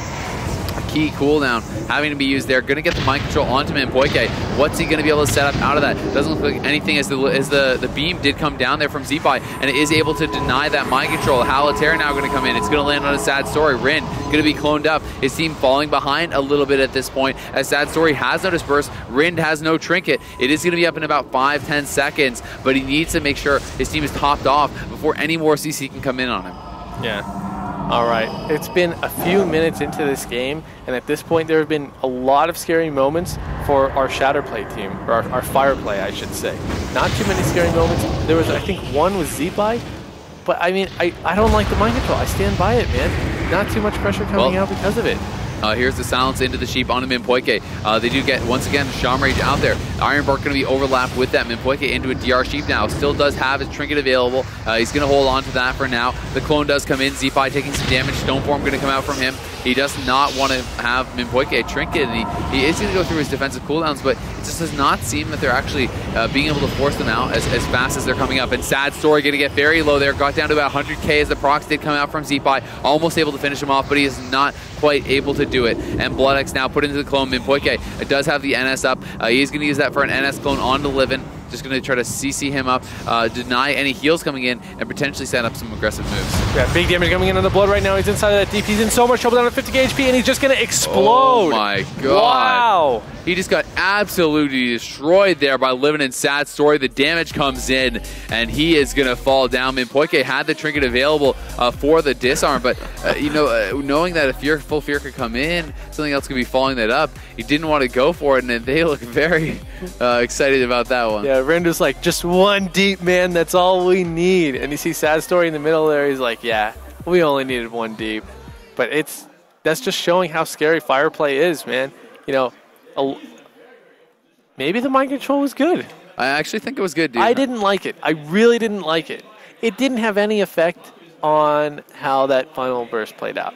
Of course not. Of course, it doesn't do damage. It didn't have effect on how the burst played out. Yeah, I know, but it's not like they use it to set up crowd control. No, but the whole point of it, if I'm understanding what he's doing right, is literally just slowing down the pace of the game. Like, he's CCing himself, and they're not going to get pressure. But what they're saying is it doesn't matter because our pressure doesn't matter. They're saying they're only going to get a kill with a one-shot like that. So the whole idea about the mind control is just use the mind control on your opponent when they use their cooldowns, slow them down, stop the Ascendant, stop the Demon Soul, things like that, and use it just like as an annoyance tactic, basically, a tactic to slow down the game as they're waiting for their Deep Freeze to come up, as they're waiting for their Silence to come up, their Shadow Fiend, because those are the times they're going to be able to get the kill. They're never going to actually just like pressure down and kill this team. Yeah, it actually is really frustrating.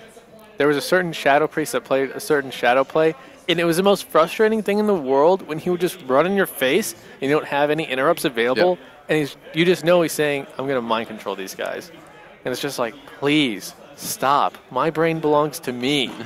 I want to be standing right here. I don't want you to move me into your team. Yeah. And I really liked it at the beginning. I thought it was really good at the beginning. I understand that we disagree overall, but at the beginning, specifically, when he mind controlled the Ascendants and the that Demon came out Soul from Zeepai, and the Demon Soul, and he just ran them into his team, I was like, wow. Yeah. That is It can smart. set up follow-up CC as well, makes it easier for Rind. It is a double-edged sword. If he runs the Warlock into his Druid, the Warlock can get a fear as well, honestly. Yeah. But I think it was actually pretty reasonable, and I really did like the swap onto Bloodex. I mean, they were focusing mostly on Zeepai throughout the game, but Mimpoike and Zeepai were rotating their cooldowns extremely well defensively, and as a result, they never actually got them to a point where they had that kind of kill Deep Freeze where it was like, no Shaman Rage, no Trinket from either, no anything. They always had a cooldown. They always had a button to press. Whereas, as the Warlock, as Bloodex, it's like he's never being targeted, so he's going to get aggressive. He didn't hold on to his Trinket or his Unbound Will for a deep like that because he's using them constantly, on Sheeps and Clones, and he even, he Trinketed Mind Control at one point, things like that. He's just trying to stay aggressive, and it's not that that's a bad move, but it's just that the other team made a good move to capitalize on the fact that he didn't have a Trinket, didn't have Unbound Will. And, I mean, I guarantee you he had his healing cooldowns and stuff like that, but it doesn't matter if you die instantly. Yeah, it's rough, but it's life, man. It is the game of life here on the road to BlizzCon, guys. You can hashtag Road to BlizzCon if you want to get involved on social media, and we'll be checking out those hashtags throughout the day. I remember what I was going to say. What was it? I was going to say, what's the quote from Pure Ownish? But it's, you're pro or you're a noob. That's life. That's life, Kyle. That's life. He doesn't say Kyle, but I like the way he says Kyle. Yeah. So.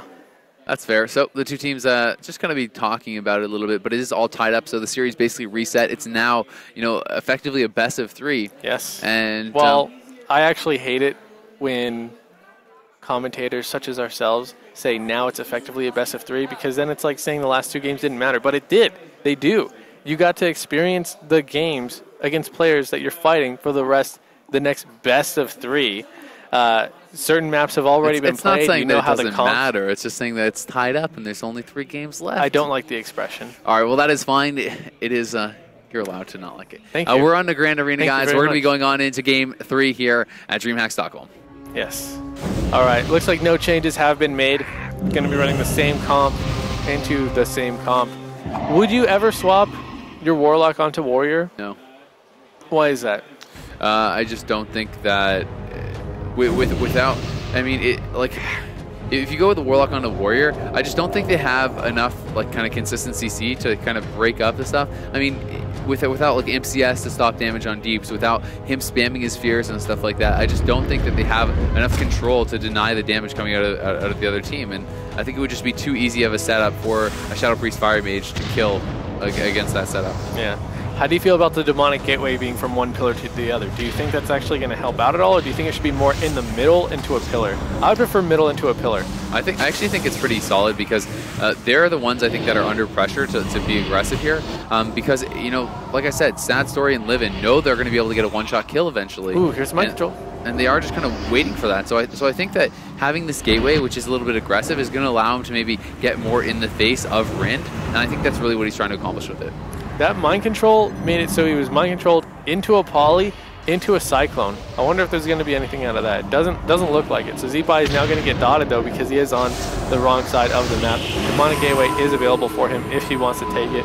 I wouldn't recommend taking it right now though. Sad Story is being dotted fully by Blood, but now Blood is mind controlled on his Demon Soul. And I think they need to be aware of the fact that mind controls are coming out. I think there have been far too many casts on far too many cooldowns that they should probably have learned by now.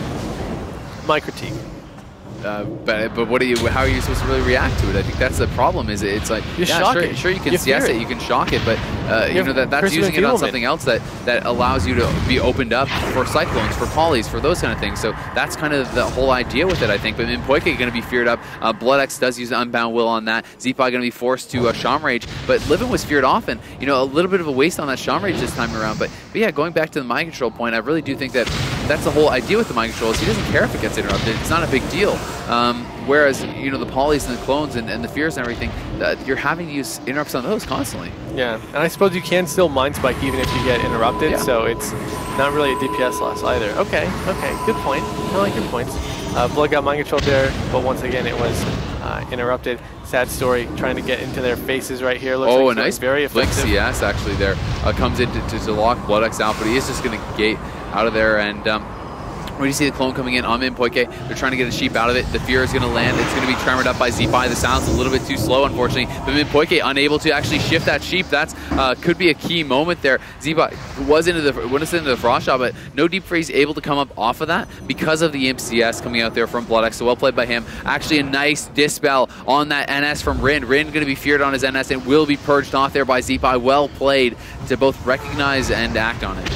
You know, I think it's also really important to be constantly rebuffing against both of these teams because you do have a Druid on your team and there are so many dispels. The Mage can lifesteal, the Priest can dispel you, the Zeepai is able to purge, the Warlock is able to devour. So constantly rebuffing for both teams is actually super helpful. You gain so many stats, so I'd like to see that start to happen. Cyclone is cast onto Blood. Zeepai caught in that polymorph. It's a 3v1 situation. Mpoike not taking any damage, obviously. He's a great druid. He just plays in the back, throws out his life bloom, throws out his rejuve. But when he goes offensive, he goes offensive. Here's the damage, though. Yeah, coming in on a BloodX. BloodX going to have to pour it out of there. Out of about half HP. Mpoike still CC'd up. The silence comes in on BloodX. It is a DR silence, unfortunately for them. But the Dragon's Breath will land on both Mpoike and BloodX. Can they get a sheep off of that? They do land the sheep. BloodX does have his Demon Soul up. That's going to cost a trinket there from Mpoike. So they got what they came for once again, forcing those trinkets, forcing those cooldowns. And Unbound Will actually used there by BloodX. I'm not quite sure what it was on. Maybe an MCS or something, but mind control coming out. It's going to land onto BloodX. He's not going to want to trinket this. He's trying to play it safe. It was actually purged off there by Zeepai, so well played by him. But it'll be interesting to see if BloodX does hold on to his trinket this time around, you know, with a little bit more respect of that burst that the team's put out. Yeah. All right. So let's take a look at the mana. Mpoike at about 260k, Rin at about 160k. So obviously Mpoike is winning that pretty hardly. And I don't know the expression. Whatever. Dots are going out onto Rin. He gets cycloned on it though. Sad taking a lot of dots as well, down to about 60% HP. Living caught inside of a Shadow Fury. Really nice Shadow Fury actually there. Really well played by BloodX as they did converge. They're all going to get caught by that. The MCS into the sheep on Zeepai. A re-sheep on the Dispel there. They're just trying to set it up. Looking to push forward now. See what damage they can get out. See what CC they can get on Mpoike. There's the disarm on Mpoike. Sad story. Trying to get in there. Trying to get the fear. We'll see if he's going to be able to do it. Doesn't look like it as he does get coaxed up. Mpoike does pop the sprint cap for him. He's trying to get away. Zeepai going to be taking some damage. Shaman Rage forced out. Silence does land onto Mpoike. He's going to meld, trying to avoid some CC to follow that up. He's going to be able to do it. The CS, though, coming in onto BloodX. The beam going to be thrown down defensively onto Sad Story, and Zeepai once again just sheeped up. You know, they force the cooldowns, and then they back off. There's no point in continuing the damage. They know they don't have pressure, and Rin sitting down to drink. You know, the last Deep Freeze was able to force the trinket from Mpoike. This one does get the Shaman Rage from Zeepai. The next one, unfortunately, you know, they're going to need to get the trinket from Zeepai again, and then Mpoike is going to have his trinket available. And Rin could be in a little bit of trouble here. Going to use double skin, actually. The Iron Bark and the Barkskin do both go up there. Will be okay on the back of that, but not going to have it available for his teammates. Yeah, that was actually pretty offensive for him. He ran into the center of the arena and just took so much damage, but like you said, only took the bark skin and the iron bark, and then he wasn't taking too much damage. That's all they really had to blow. He is taking a decent amount now because he did dispel a UA once again. He's always dispelling these UAs, and I think it's definitely worth it. You know, you're stopping a lot of pressure. You may take a little bit of damage, but you know that if you have good positioning as your Resto Druid, you're just going to be hanging out behind pillars. You're not trying to be in their face. You're not mind controlling them. You're not casting polymorphs. You're not putting out damage. So it's completely fine to dip your health a little bit if it means that you're dispelling dots. So now here's the disarm. The fear going to be coming out. Deep freeze onto Bloodex. Bloodex is the target here. The trinket has to come out from Zeepai by the silence of Minpoike. He's trying to sit through this. Is this the right choice? It looks like it is, as the heal does land from Zeepai. Dark Regen Hellstone did come out as well as the Iron Bark. So he's getting that extra healing from that Dark Regen, and Zeepai was able to take advantage of it. Minpoike though put into a DR Sheep. Rin does have the Heart of the Wild active. All trinkets, all 3 trinkets just came out all in a row there for playing with fire. Rin not out of the woods just yet. He's gonna have to pop the Ursox as the Howl does come in. It hits both him and Sad Story. Livin gonna be cloned up. Bloodex still in some trouble. He's down to 250k HP. Will get out of there, as Minpoike did have to use his trinket as well. But still, no Observer out right now. He did actually lose his Observer in that exchange, and he was trying to resummit. They're not gonna let him do it just yet. Minpoike put into the fear. There's the Deep Freeze coming in. This could be it for Bloodex. He's gonna be in a lot of trouble. The Pyros come in. Full sheep on Minpoike. I think this could be it. 200,000 HP. He needs to get out of there. MCS comes in. A big heal does land from Zeepai, keeping his teammate alive, and he's going to be able to soul burn out another Observer, but Zeepai is from all this healing, and Bloodex is still in trouble. The bash comes in on Minpoike. Bloodex trying to survive. He's trying to heal as best as he possibly can, but he's at 60,000 HP, 50,000 HP. The heal does come up. The Nether Ward goes out 30,000, 20,000. He is going to fall, and that is a 2-1 lead for playing with fire as Rin pumps his arm and celebrating the victory. He is pumped up. You can see it. Yeah, and they are 1 game away from knocking out, one of the most highly touted teams in Europe.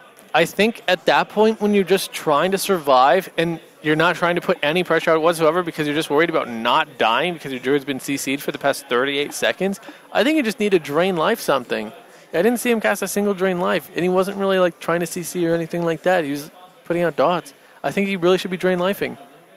Yeah, I mean... It's a lot of healing. It's definitely not bad, especially if you do have a shard for Soulburn Drain Life. It is kind of an okay desperation measure. But from what I saw, I was really trying to get the CC out. And the thing is, it's like, you can drain life, but it's not really going to save you in very many situations. And, I think the thing that he was trying to prioritize, and I think the thing that's the most important there, is stopping additional CC coming in on Minpoike. Because, as you said, that CC chain lasted so long, and it's not going to stop unless you get some CC out to deny it, because Minpoike doesn't have his trinket, he can't control his character, so it's not like he can LOS the CC, it's not like he can displace or beast away or anything like that, so it really is up to his teammates to deal with that for him, and I really think that's what Bloodex was trying to do, but, once again, another game, another kill on Bloodex, and, it's a tough situation because this team is just playing it out so well. They know they don't have to care about pressure. They just go for a burst. They get a cooldown. As soon as they get a cooldown, even if someone's at half HP, they stop doing damage. They know they're not going to kill. They understand the limitations, the strengths, the weaknesses of their comp, and that's actually something that I'm really liking. I think the mind control is actually a key thing that they changed. It's working out. It's really good. And also just it's funny. It kind of looks funny. It's like you'll see Zeepai sometimes press his Shaman Rage at 100% HP, and then they just sheep him. And you're like, why the heck would you do that? The thing is, if they get a deep MCS on him and he can't actually get the Shaman Rage up, he could just get erased. So he's trying to pre-Shaman Rage sometimes. But as soon as they see that they get that cooldown, they know they can't kill through it. Even if he's at half HP, even if he's at 40% HP, they're just sheeping him up. They're retreating, they're resetting, and they're just doing it over and over and over, forcing cooldowns out every single time. And eventually, there's no more cooldowns to give, and they get the kill. Yeah, it's very true, man. Now, here's a question. Can they come back? Because just based on what I know about Bloodex, he seems like a pretty emotional player. Yeah. He seems like the type of player that would go on tilt. And I don't want to see this game not go to Game 5. Double negative. We actually still have not seen a single 5-game series in the entire road to BlizzCon. Yeah. And you guys can tweet to us. Maybe you think this is going to be the 5-game series. Maybe the next one will be a 5-game series. Let us know your predictions. # Road to BlizzCon on Twitter. You guys can also tweet to Conrad and I. I am at AzaleWow on Twitter. He is at ConradNAO. We love hearing from you guys. We love hearing from the community. It's definitely a lot of fun getting involved with that. And as far as if they can come back, I mean, they definitely have the ability to come back, man. But I think when you look at the 3 games that we've seen now, you have to be heavily favoring playing with fire. Yeah. Not only because of the score, they're only 1 map away from winning, but because of the way that their opponents got their only win. It was basically on the back of Zeepai kind of getting some proc luck. I mean, he just absolutely blew up Sad story out of nowhere. And yes, they had forced out, the disperse. They had forced out those cooldowns. It's not like they didn't earn that win or something. Yeah, but it's just not. Yeah. It wasn't like one of those wins where you're like, oh, okay, they're about to kill him now. They already forced everything out. It was just an out of the blue, burst him down, and kind of one of those throwaway gimme games. And if they can't repeat that, how do they get a win? Yeah. But anyway, guys, it is going to be Nagrand Arena once again here. We're zoning on in. Let's see if Playing with Fire can close the game out. All right, same setup, nothing has changed. I'm interested to see if he's still mind control. I would expect him to be, because it's like you said, it is really working out for them. And you're right, I concede. I was wrong, you were right. Mind control is good for him. That's 2 wins now with mind control, 1 loss without. Yeah, and he's immediately going for that mind control once again, and we'll see what adaptations this team can make. We're actually going to see the pet sacrifice this time around for BloodX. I think that's something he was needing to do a while ago, to be honest. Playing with the Supremacy was just not working out. His pet was having to be parked behind the pillar the whole time anyway, and it was getting killed off sometimes. So I like the choice to kind of just revert and go away from that, play pet sacrifice instead of Supremacy. And based on his HP, I think he's playing Dark Bargain as well now, which is something he probably should have changed up a while ago. Yeah, and Min Poike actually got hibernated there, which always really sucks. There's a Cyclone going out onto Zeepai. BloodX down to about... Ooh! A Cyclone onto BloodX. I like that offensive Cyclone. He's at about 2/3 health right now. Min Poike did already use his Shadow Meld. He does have his Trinket available. Nice Shadow Fury going out. Did catch on. Oh, look at Livin, though, man. All this damage coming from Zeepai, and that is just Zeepai. There's not even a single dot up on him. So besides that Flame Shock, of course, from the LE Shaman, and he got down to about 100,000 HP. Didn't have to use a cooldown, but still was taking quite a bit of pressure there. BloodX going to be mind controlled up, and one thing to note, now that they have forced him off the Supremacy pet, it's going to be even more annoying because you can't CS it when you're mind controlled, since the CS is actually on your player with a sacrifice. But the Deep Freeze does come in. Sheep over on him in Poike out of the bash. They're trying to get some damage rolling here, but it's Rind taking the worst end of it. They need to get some dots rolling up on him. Barkskin has been popped. He has no hots, but I think he's far enough away that it doesn't matter. And BloodX is going to have to catch the Iron Bark there from Poike, who did Trinket. Rind, though, getting hit hard. He's in some trouble. Urstox comes out. Heart of the Wild as well. Iron Bark going down there. He's going to pop the Shroom. He's trying to get over onto Poike, looking for that clone. He will be able to land it. BloodX now under quite a bit of pressure himself. Sad. No Trinket available for him. He's pulling back. Living pulling back as well. The Tranquility coming out there from Rind. The Heart of the Wild Tranquility will top the team back off. Yeah, nice job there. BloodX at about half health. He hasn't really been topped all game, it seems, and as I say that, he's taking a lot of health. But look at that. The Pyro Blast coming in, lots of damage coming in. Min Poike completely fine on mana. Doing a really nice job kiting away. I love it when I see these teams, they're not like saying, this is my pillar. They're saying, this whole map is ours. We're going to use it all to our advantage. But living in the middle of the map, he's going in. Looks like he's going to try and get a Polymorph onto Min Poike. Can he do it? Big burst going in onto BloodX. He blinks forward. He does manage to get caught in that Howl of Terror because he blinked forward, though. Zeepai just channeling out the damage now. Min Poike caught inside that Cyclone. No Trinket available. No Trinket available for Blood either. Rind has no Trinket available. Livin caught inside of a Hex. He does manage to get out of it, though. Rind now getting counterspelled. Full dots on him. Full dots on Sad Story. Cyclone going out onto Blood. A Sheep goes out onto Zeepai. So much pressure. Sad Story at about half health. He's taking so much damage. Livin, he's also fully dotted. And now the game is a little bit stale. Yeah, well, they are going to reset. Once again, they got the cooldown they wanted. They got the Trinket out of BloodX, and they're happy with that. So they pull back. Now the Fear comes in onto Min Poike. Now this is where they look for the setup. MCS Fear coming out, and there's a Sheep out of that onto Min Poike. There was a Deep Freeze onto Zeepai. He's going to pop his Spearwalker's Grace, trying to do the Spearwalker's Grace heals over onto BloodX. BloodX taking a fair bit of damage there, but Zeepai, doing a good job helping out his teammate. He's going to get out of there as he was getting mind controlled. Clicked at the same time, is going to be able to get out of range of the mind control, and that will break it. Livin, I believe he did block offensively there. He's down to about 400,000 HP. Zeepai at half HP right now. Min Poike's Trinket just coming off cooldown. BloodX taking a little bit of damage himself, but you can see they're starting to play a little bit more scared. This LSD is, and BloodX caught with the mind control. It's going to be purged off there, I do believe, by Zeepai, so well played by him. Sad, going to be fully dotted up. Livin, Rind as well, catching full dots there from BloodX. BloodX going to be thrown into the Dragon's Breath, though. Silence on his Zeepai. He's going to have to Trinket Tremor for Min Poike, but he gets put into the Deep Freeze. Is there any more CC available for Min Poike? Doesn't look like it just yet, but a nice offensive clone there onto Zeepai. If they can set up out of this could be trouble here for BP. As Zeepai has no hots, and he's at 200k, but there's no setup to follow. Min Poike will be able to get him healed right back up to full. Sad Story, the one under pressure now. Down about half HP. Livin taking some damage as well, and Rind looks like he's going to be the main target. Yeah, look at this, man. Now the dots are really starting to roll. Rin gonna Swiftmend under himself, puts the Shroom there as well. So now our Shatter Play team, or our Fire Play team rather, is just gonna kind of pull back, try and get themselves topped, and then they'll be going in for the burst a little bit later. Nice Earthquake going down. That's gonna stop them from drinking. But they don't really need to drink at this point. Shadow Fury does go down. It does catch Rin. Doesn't look like... Oh, the Fear did go out, but it got trinketed immediately. And now Rin gets put into another Fear out of that. Living caught inside of a Hex and a Fear. Nature Swim is coming back up in about 18 seconds for Rin, but look at the damage going in onto Sad Story. He's at about 50k HP. He's going to have to disperse behind that pillar. Just trying to run. Rin was caught inside that Cyclone. He's out of it now. Doesn't have Nature Swim available for another 10 seconds or so. Look at Sad Story just hanging out now. He's trying to survive. It looks like he will be able to because there's no more CC going in onto Rin.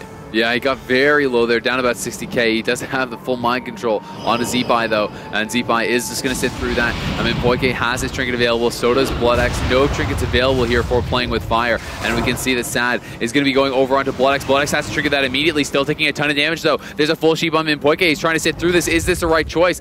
He may be getting pretty far behind here. The heal's going to come out from BloodX. Full Fear comes out onto Poike, make that a half Fear. They're going to get back to BloodX though. BloodX gets mounted up. He's going to gate across the map.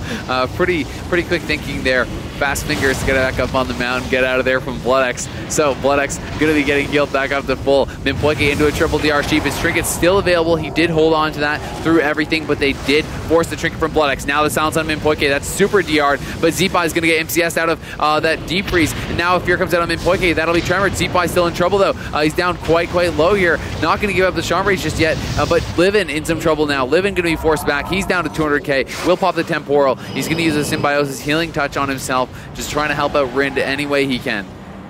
Yeah, indeed. That was so much pressure. So many cooldowns were used. The Solar Beam does go down. Sad Story taking a little bit of damage. Livin trying to get in there.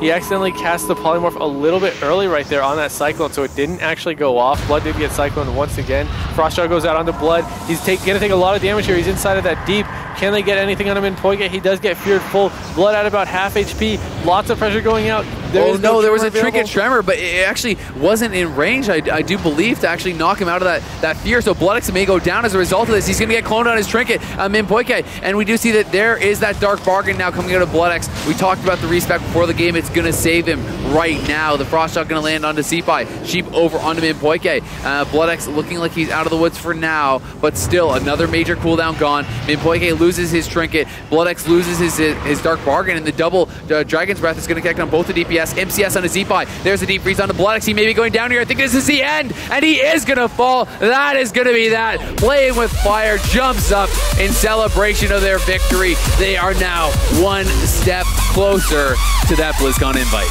Indeed. Their road to BlizzCon is paved in the death of one Warlock that they just managed to burst down over and over, and that's rough for our team. Yeah, all three games, all three times it was BloodX going down there. I really did like the respec at the end. I think that the Dark Bargain and playing without Supremacy was smart, but at the same time, it's tough to deal with that. And now we are going to be able to get Sad Story here on the stage with Rachel. Rachel, take it away. That wasn't a sad story at all. You guys seem pretty excited about this. Was it way better playing on the main stage? It was indeed. Like, it felt really cool to play for a crowd. I got a bit annoyed though. I got reflected on my silence the first game. I think we could have landed the kill if my silence would have landed. And like last night, my silence got reflected 2 times as well, so it's a bit annoying. But it's fine. We played really well. And absolutely, you played wonderfully well. I did hear about that reflected silence last night. That was the talk of the town. But you're making it back here. You are one step closer to BlizzCon, one step closer to going to Anaheim. How does your team feel about that? Well, we have the hardest game in the entire world in front of us right now. If we win this, we have a really good chance. But it's a great team, and they play a strong comp against our comp. So they were hoping that you would move on to play against them. So what do you think is the most difficult part of their composition for you guys to deal with? It's like every 30 seconds they can do the exact same thing. So they can CC my Druid, CC my Mage, and just tunnel me to the ground. And I shouldn't survive. Maybe because we're on TR that they do a little bit of less damage, but it's still going to be really hard for us. We're thinking of swapping a comp maybe, but not sure.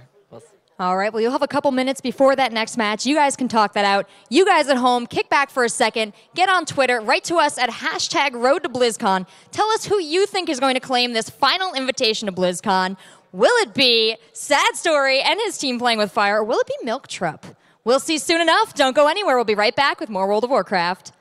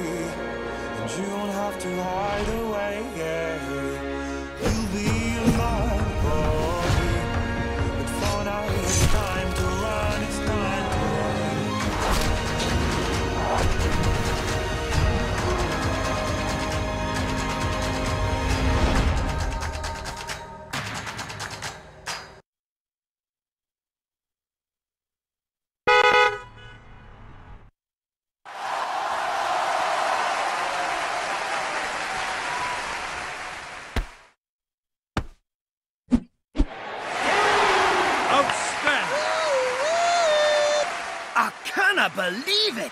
You and your mage deck are unstoppable!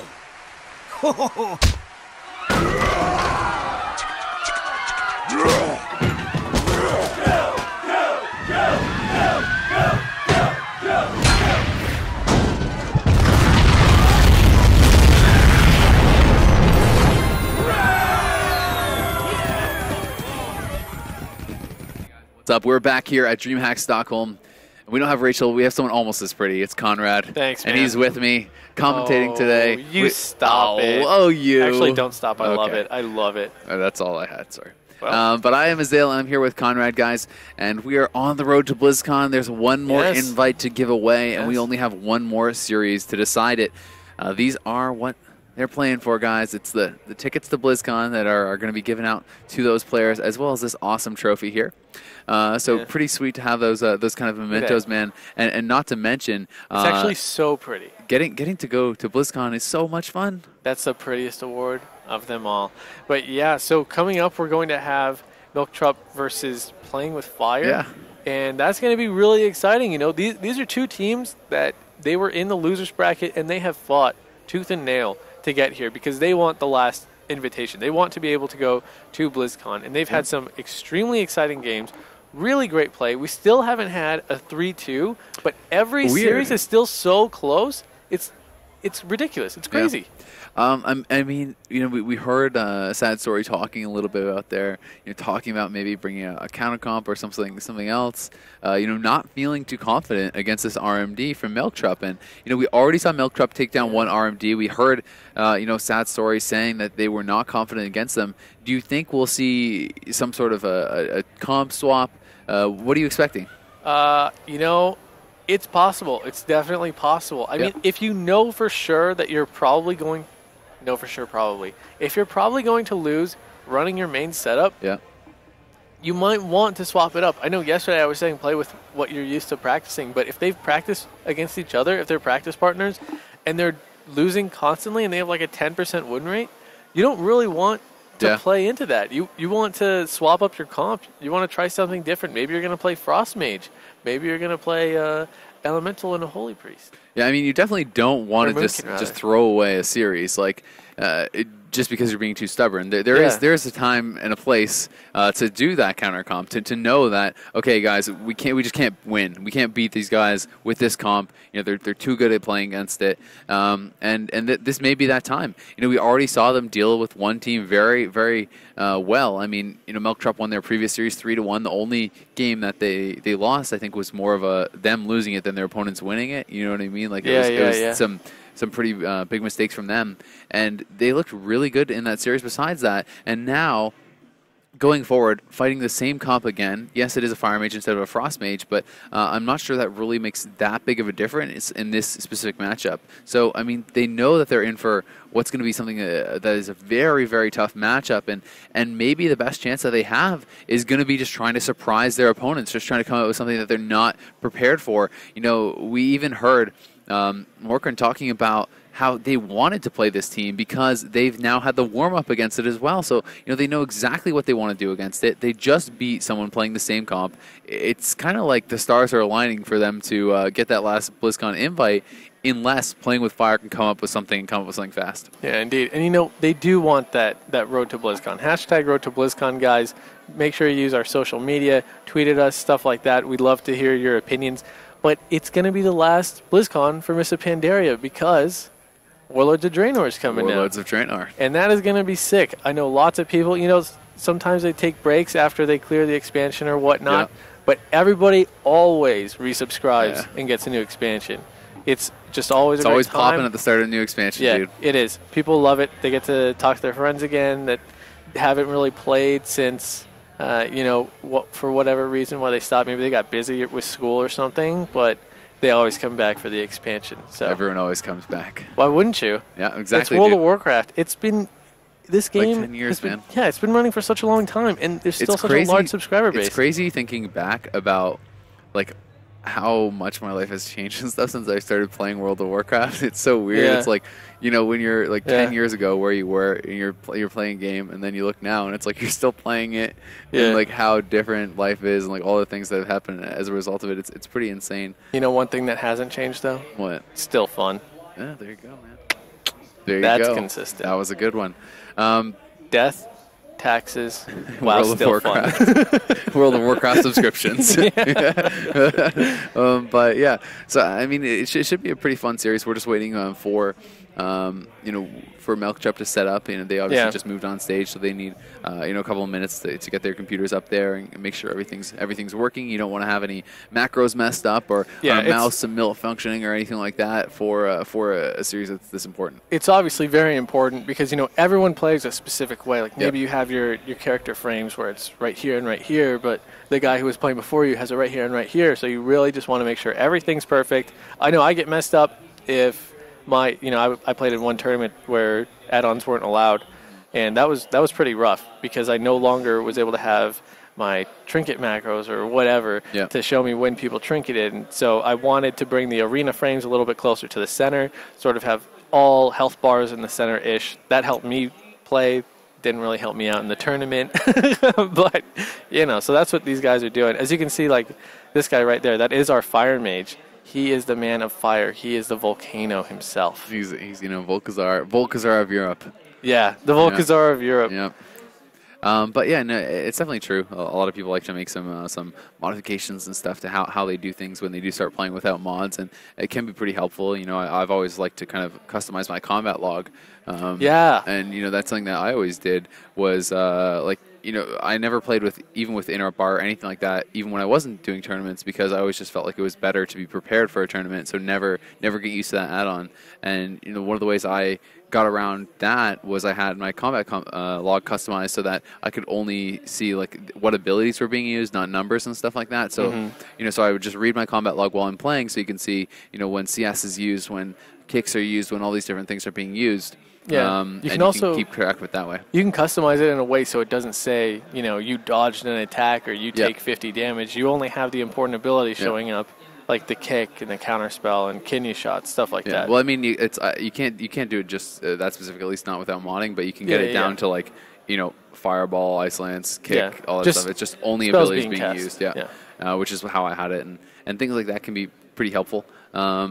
But yeah, and I mean, there's also things that you are allowed to use, like you're allowed to use non-automated scripts. So you can do things like having a timer for CS. When you press the macro, it starts a countdown on the in-game stopwatch till when counterspell will be active again. And you can have each player on your team tracking a different cooldown. That's something that my teams would do. We'd have, if you're playing against something and say Cloak of Shadows is an extremely important cooldown in that matchup, or Ice Block or AMS or whatever it is, you just set the timer to that cooldown, and then one person's tracking that, another person can be tracking another cooldown, whether it's PvP Trinket or whatever, so you can all be tracking different cooldowns and stuff, and that's something that can be pretty useful. Yeah, and that also means that you have to have good communication with your team, obviously, because if one guy is tracking Cloak, another guy's tracking Trinkets, another guy's tracking interrupts, you want to be able to communicate that, and that's why it's so important and so shocking that one of our teams made it through despite having a sub.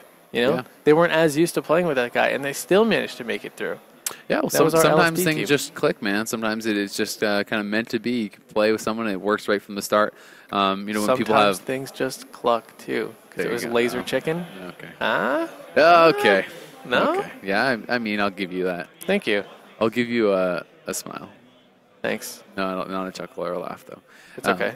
But I think these guys are looking like they are pretty ready. You can see all their keyboards, everything are plugged in. They got their headsets on. The admins are with them there. Looking at a Doomson's screen. That is, they're looking at Doomson's screen on the right. So maybe he's having some sort of issue or something that he wants to get figured out first. But I'm sure he's going to be ready to go here pretty soon. And then when we will be getting this final series of the tournament underway, guys, this has been the World of Warcraft World Championship Europe here at Dreamhack Stockholm, and we are on the road to BlizzCon.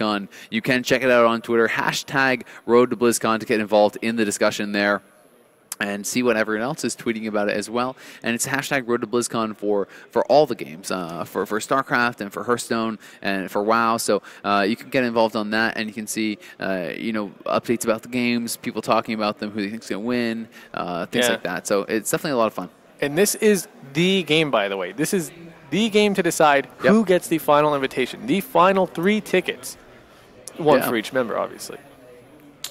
So keep that in mind, guys. Let us know. Who do you think's going to win? Who do you think's going to lose? Who do you think's going to be happy? Who do you think's going to be sad, unfortunately? Yep.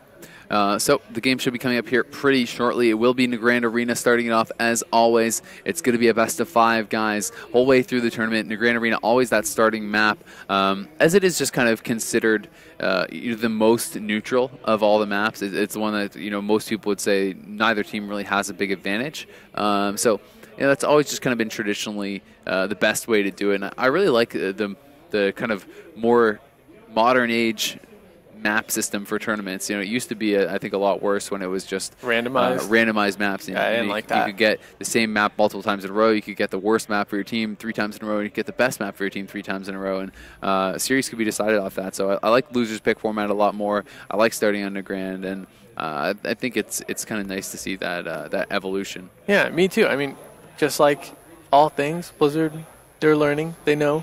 Yep. They've listened to a lot of feedback, which learning, I really man. like. Yep. Yeah, you do. Always got to be a student. Yep. For I seem sure. to really like that quote. I don't know why. Okay, well, there you go. It's not a bad one. But, guys, I mean, okay, looking back, when we talked about on the first day, it was about halfway through the first day, you asked me, what was your favorite game so far? And at that point, you said it was that 2v3 comeback. Is that still your favorite game from the tournament? Oh, yeah. I mean, that was sick, man. You had already leaned back in your chair, and you were trying to look pretty for the camera again. And I was like, they might actually land a kill here. And you were like, I don't know. You actually sit up in my chair to look pretty for the camera. I don't really lean back. You, do your hair a little bit. You adjust your glasses. You fix your coat. Yep. I do it all for you guys. To look pretty for everyone at home.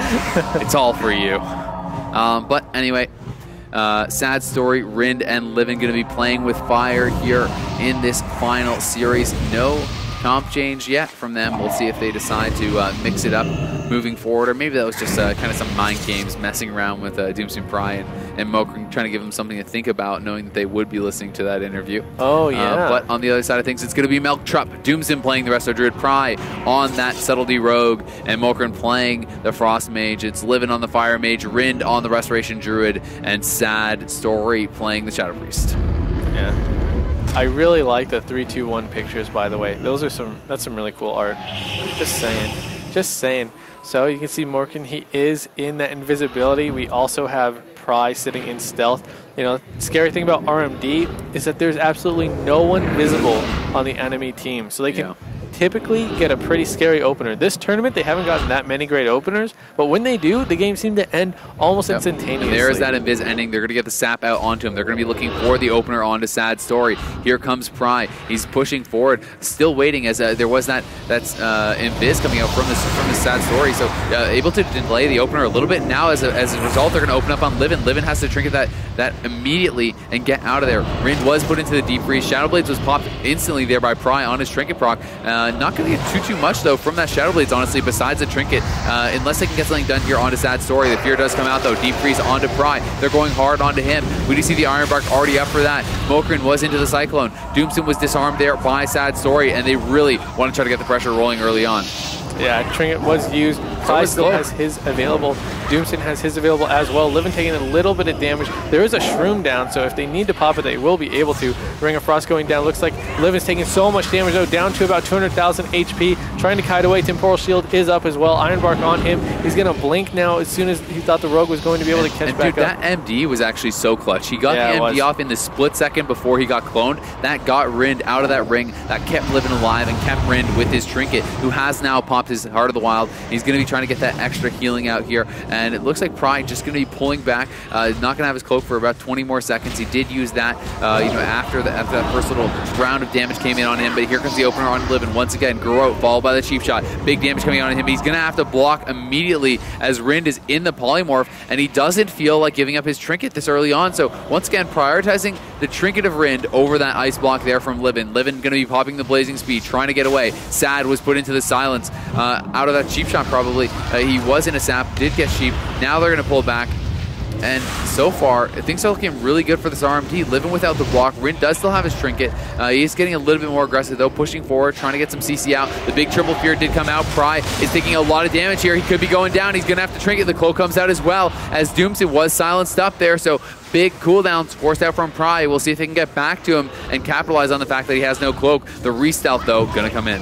Yeah, trinket cloak is always scary to pop, but look at Livin. Livin's taking so much damage right here. Down about half HP, a life grip away. Down 200k now. He has to pop his trinket. He has to ice block, actually. Wow, that was some very scary bursts coming in from our RMD team. Just incredible pressure coming out. Sad gets put into a half poly. He's going to get out of it now. Fireball being put against this mage. I think it would be pretty important to be able to spell steal the Pyroblast proc, so I'd like to see them clean Livin of all of his buffs. Yeah, definitely something that can be really annoying to deal with as a fire mage, having those stolen, or even having your palm stolen, something like that can be pretty devastating. Doomston in the sheep, but Pry just sitting in stealth right now. There's the immediate blazing speed, the Garrote, the cheap shot comes out. There's the smoke bomb going down. Big cooldowns here coming out from Pry. He's trying to finish off Livin. We'll see if he's going to be able to do it. Livin doing a good job so far. There's the ring onto Rind. He's not able to get out of that, but Livin really didn't take much of any damage, to be honest there. Pry is going to be pulling back once again. He's getting blizzarded on. They don't want to let him have those free re-stealths if they can help it, and he's going to decide to just give up on the re-stealth for now. He's going to run across the map, just trying to kite away there. Maybe going to be able to get a dispel and get that re-stealth now. And Shadowblades, as you can see, coming up in 2 seconds. That may be what they're going to try to go for the kill with as Trix does come up. Livin is probably going to be the target still. He probably does not have another ice block, as he has already gone through 2, and I don't think he's had time to get that third back up. I really feel like they're going to save this opener with the Shadowblades for when they actually have Dance available. That's what I like to see. It's really just all about the burst. Morgan does put into a counterspell right here. Pry going to open up onto Sad. Sad taking a decent amount of damage right now. He's at about 500k HP. There's a Shadowblades opener. Dance is up in about 5 seconds.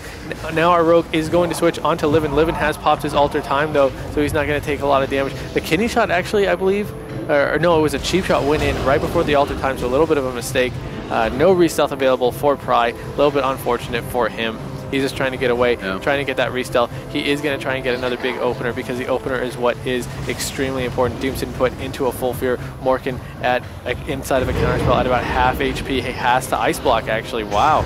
I don't know if he actually did have the ice block there, to be honest with you. You're but right. He is going to decide to use it. Rind doesn't have a trinket available, but he has no symbiosis ice block. He had to use that in the last exchange. Morkan taking a fair bit of damage here himself. Down to about half HP, going to pop the alter time. Getting that burst out over onto Sad. Sad down pretty low here. Does still have the disperse available. He's low on mana. There's the MCS on a Rind. That's followed up by the blind. Will he decide to trinket it? No, he's going to try to hold on to it. As Morkan may go down 60k HP. Doomson needs to top him back off. He's down to 70k once again. Nice offensive clone. Doomson just triggered something. I don't even know what it was. Silence. It was the silence. And he gets NS hibernated. What a big play there by Rind. And the clone and the fear come out as well. They're going to be overlapped. But Morkan still sitting so low. Pride doing his best to try to peel with the dance. Will Morkan be going down here? He sat through the full block. There's the MCS over onto Doomson. The water alley is going to be resummoned here. Cenarian ward back up. It looks like he is actually going to survive. Oh my goodness. Well, he's not out of the woods yet. There is a deep freeze going off onto our Doomson, but you can see Morkan, he is at about 80% HP, trying to kite away. Dragon's Breath does go out onto him. Livin, he is taking a decent amount of damage. He's in the middle of the arena. He's at about half health now. Morkan taking a lot of damage. There's a fear going out onto Pry. There's a counterspell onto Morkan. Pry still sitting inside of that Cyclone. Cyclone goes out onto Doomson. Morkan at about 1/3 HP. Could he possibly go down here? Ring of Frost is down. He's trying to kite away, trying to do as much damage as he can as well. Living at about 80% HP. Yeah, and he is going to be going with that blazing speed. Living at about half HP. Pry in the deep freeze though. He's down to 100k. He's going to have to trinket. He's going to have to cloak as well. Getting pretty low there is Pry. He's taking a lot of damage, and they are getting pressure back onto them. And Morkan was so close to going down there. Pry has been so close to going down a couple times, and this seems like a little bit of a reinvigorated playing with fire team. They're the ones that seem to be taking the advantages here later in the game. And Morkan now once again going to be the target. Sad though, going to be going into the cheap shot, into the kidney now. Doomson is sheeped up.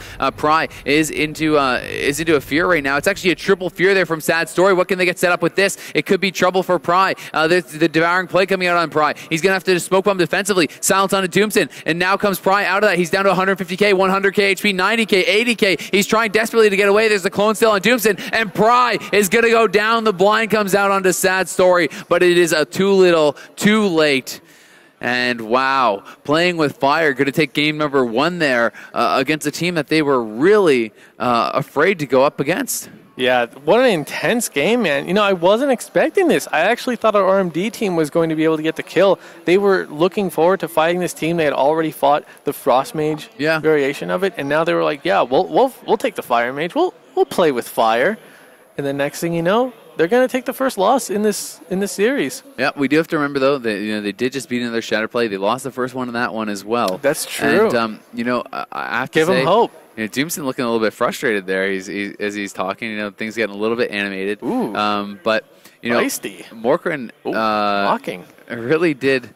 Kind of waste his block. Honestly, I think at that one point, you're right. It was a bit of an unneeded block, and I felt like that kind of started the spiral of events that led to them losing.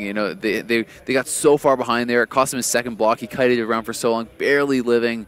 A lot of defensive cooldowns had to come out during that time, and then the swap over onto Pry was very good as well. And it felt like to me, early in the game, the RMD was constantly forcing out blocks. They got both the blocks from Living really fast. They got a disperse from Sad Story as well. They were getting through so many defensive cooldowns from their opponents. Mm-hmm. But then as the game went on, I don't know if things just started falling apart. They weren't on the same page. But it seemed like for the last, say, 4 or 5 minutes of the game, they didn't do anything. They didn't force it didn't seem like they forced anything at all. Yeah, you're right. The pressure kind of gave up. There wasn't much pressure at all. Yeah. No gravity.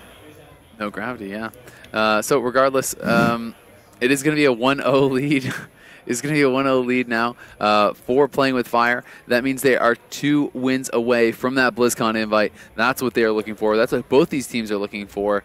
And having that first map advantage is always so important. Yeah, this is the game, guys. This is the series. This is to the final series of the tournament. Yeah, the final series of the tournament. Who gets the final 3 tickets, the final 3 invitations to BlizzCon? Yeah. That's pretty intense, man. It's really important, man. There's so much it's what these riding on guys have been practicing for, like all year long. They practiced. They had to get a certain ladder rating. Once you achieve that ladder rating, you could be invited to arena tournament realm. On that arena tournament realm, there was actually brackets that they had to qualify through. The top 8 teams then got invited to this event, and now out of these top 8 teams, we've gone all the way through the brackets. This is the very last 2 teams remaining. Only 1 team is going to get that last invite to BlizzCon. 2 teams have already received theirs. This is the final one available for the European teams, and getting that means you're one of the very best teams in all of Europe. Yes, this is the hashtag Road to BlizzCon.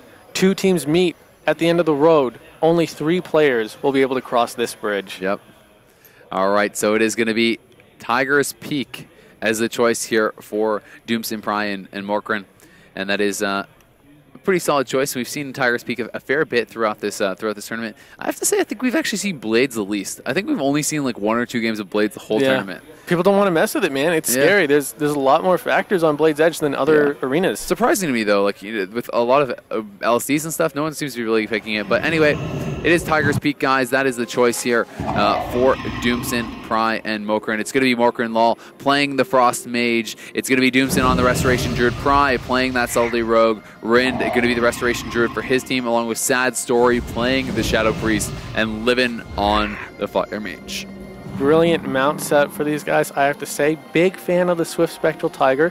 Very nice choice. You can also see the, I believe that's from an ostrich or something. I don't even know what that is. Yeah, I think it's for That's dope. Easter. I think you get it for Easter. That thing is really cool, dude. I have it. I know. You know what's actually the coolest though is the little chicken. The chicken is actually chicken mount. Yeah, the chicken mount's really cool. Yeah. But anyway, you can sub that in for your LSD team and win. There you go, man. So Doomson going to be selfed up along with Morkren and the Invis. Pry going to be popping his camo as the Invis does expire here for Morkren, and there it does go down. That's going to mean that Livin is going to be the first one out of Invis. He's going to have to be the one to be available to be sapped, and this RMD gets the advantage having that kind of double stealth in the AoE team stealth. It allows them to get these openers that are just so devastating sometimes, and now in does come that sap. We are going to see the Spectral guys coming out from Sad Story, but it means they're just going to open right up onto Livin. We'll see if the Shadow Blades is going to come down immediately this time around. Not just yet, but Doomson is going to be looking for that clone. He's going to get it over onto Sad Story. We'll see if Rind is going to be CC'd up at all. Sad Story once again put into the Sheep Shot. The NS clone, or actually just an NS heal, I think does come out there from Rind. Trinket going to be used by Morkren. Rind put into the Palm Sheep. Pry now going to be sheeped up as well. Livin taking some damage, but it looks like he's going to be okay. Yeah. Oh, a nice ring, though, actually catching a couple members there. And Rind is going to have a lot of healing to do here on Livin. Cenarian Ward and Ironbark are up there.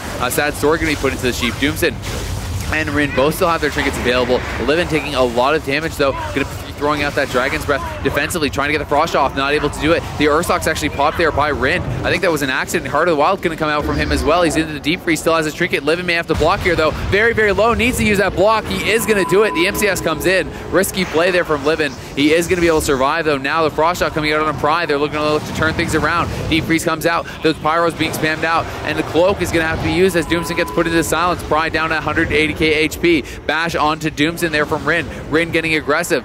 We see the blind over onto Rind. He's not going to trigger this just yet. Doomson feared off. Pry is looking like he could be the target still. Did catch the Ironbark. They're going to be popping the Shadow Blades, though. They're going to look to try to get a kill early here onto Livin. Can they get back to him? Here comes Pry. Shadow Blade's still active. Rind going to have to trinket. The Heart of the Wild NS does go up with the trinket proc as well. A massive heal, and that is going to trigger Pry to back off.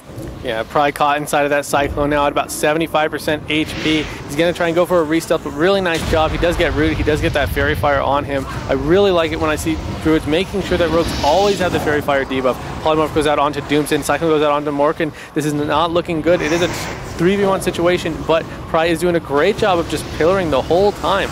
Livin trying to get some damage out onto Morkren now. He's inside of that Deep Freeze. There's a Dragon's Breath going out outside of that. Shadow Dance is being used. Looks like it might be used to peel. Deep Freeze goes out onto Rind. Can they get some offensive pressure going here? Pry in a little bit of trouble. He's still just pillaring the whole time. He doesn't want to take any damage. He does have Ironbark on himself too, though, and his cloak is now back up, so he should be out of the woods for now.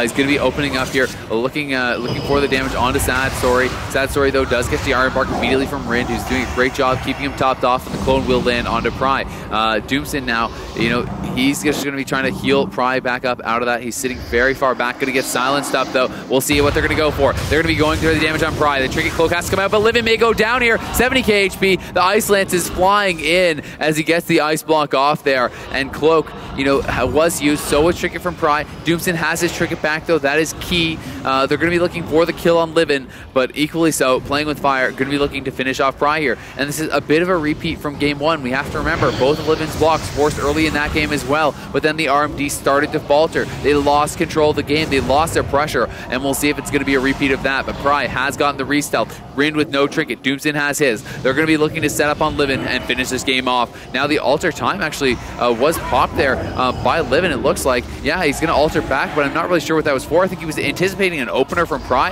and trying to pre-alter time it. It's not going to work out, though. The Grow comes in. There's the cheap shot. Rind does pop the meld, trying to immune something. Smoke Bomb goes down. The Orb comes out. This could be it for Livin. Rind going to have his feature get up just now. He does get cloned up. A nice defensive Dragon's Breath there from Livin. He's going to Blazing Speed away, and he really was not actually in nearly as much trouble as I thought. With Orb out, Smoke Bomb out, you would have thought more damage would come. Yeah, and Dance. That was just a lot of cooldowns, but they didn't get almost anything at all. So it's a rough situation for our RMD at this point, especially because Mokrin is taking so much damage. He did have a Shadow Priest Silence on him, trying to pillar with Pry right now, going for the re-stealth. Ring of Frost is down. The Blizzard is going to stop Pry from... No, he did manage to get the re-stealth. Wow, good jukes right there. Mokrin gets caught inside of that Dragon's Breath. Tricks the trade up on him. Deep Freeze goes out onto Rin. They're trying to get some burst pressure going out onto Livin right here. He is doing a great job of kiting away. Frostfire Bolt catches him, though. That's going to snare him. It's going to make it easier for our Rogue of Pry to catch back up to him. He's running at him right now. He manages to connect. How much damage can he do? Temporal Shield does go out. He's going to get Life Gripped away. Rin caught inside of that Cyclone, but the Life Grip is going to mean the Cyclone will not stop any of the healing at all. They won't really need it. The next Dance could be pretty frightening, though, but, I mean, they do have all their trinkets, but Blades is back up, Dance is back up as well now. He gets the re-stealth. We'll see what they're going to go for. They're on to Livin. Mokrin taking a lot of pressure, though. There's a Hibernate as well as a Fear that was over onto Doomson. Mokrin is actually going to have to be forced into the Ice Block. Livin going to be caught onto, though. He's in the kidney shot, taking a lot of damage. May actually go down. The block going to be forced out. Tit for tat, going back and forth with these cooldowns. Doomson going to be the one getting the advantage between the two Druids now, but Mokrin may go down. It may not even matter. He was too busy getting the clone, and they were separated, and Doomson was across the map CCing Rind, but his mage is going to fall as a result, and they're calling for it. One more game. They are pumped up, man, and a little bit of whiff on the high five, but it's okay. They made up for it. We've all done it. We've all whipped high fives. And now look, that's frustration right there. Even after they won the last game, and they were looking a little bit mad even though they won. Doomson? Yeah. They lost. Yeah. They lost both games. Oh, yeah. I'm sorry. But they were looking frustrated is what I'm saying. Yeah. And now they're still looking frustrated. And it's like, could that possibly be why they're losing? Is that they're letting their emotions get control of them and they're not in control of their emotions? It's definitely possible, man. I mean, the fact of the matter is these games are very close, but for whatever reason, it seems like they can force out the 2 blocks on Livin, but past that, they don't seem to really be able to get anything done. And it's like, once again, they got both the blocks pretty easily. And then moving past that, it looked like they were going to be able to get a kill the next time they opened up on them. They had, Smoke Bomb, they had Orb, they had everything set up, but they just did not seem to be able to coordinate to get the amount of damage out that they needed. I mean, honestly, Livin without a block in a Smoke Bomb with Dance, everything being popped, you would think that he would just be a goner, but he didn't even get below like 70 or 80% HP, and it just seems like the further into the game they get, the more and more they fall behind. And I just have to say, it feels like they're just not on the same page with things. At the end there, Doomson going for CC on Rind, he was getting aggressive while his mage was on the other side of the map dying. Yeah, he actually just died behind a pillar to all the dots. Yeah. And I mean, it's fine for Doomson to be going for the CC if Mokrin's coming to him, but they obviously just were not on the same page. Mokrin just was completely away from Doomson and vice versa, so it just does not seem like they're really on the same page here. So we'll see what they're going to be able to get done. Tolvaron Arena is going to be the map choice, but they have to win 3 straight now if they want that invite to BlizzCon. Playing with fire, up 2-0. Rind, Sad Story, and Livin now 1 game away from that final invite. Yeah, let's see if they can do it, man. It's looking really rough, I have to say. It's not often that people make the full comeback train where they go from 0-2 to 3-2. Yeah. I think it's possible, but I just don't know if it's going to happen, man. These games just look too solid coming out of our Shatterplay team. Our Fireplay. Yeah, I mean, we can't count out this RMD just yet. You know, if they can stay focused, if they can stay together as a team, I still think they have the chance to win this. And, you know, especially because they already took down one of these comps, and they know they have the ability to take down another. They just need to stay together, to get their strategy down, to get their coordination down. And we'll see if they're going to be able to do it. Same opener coming out once again, just kind of stealthing around in that camo. Now going to be moving in, looking for that sap. We'll see if he's going to be able to get it. The sap not able to come out just yet, as Livin is able to get into combat right away. And now who are they going to open up on? Livin looks like he wants to get aggressive right off the bat. He's going to go for a sheep. He's not able to get it just yet. Livin going to be MCS. There's a blind onto Rin. Cheap shot onto Sad Story. And they're going to be going over onto him. Mokran taking more damage though than Sad Story, honestly, at this point. He's getting pushed back by Livin. The two mages exchanging blows. Livin dips down barely to about 200k, getting healed right back up though by Rin.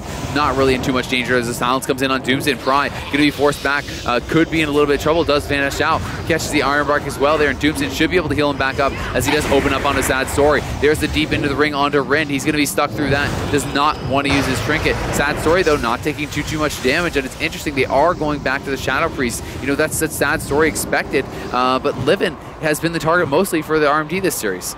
Yeah, you are correct.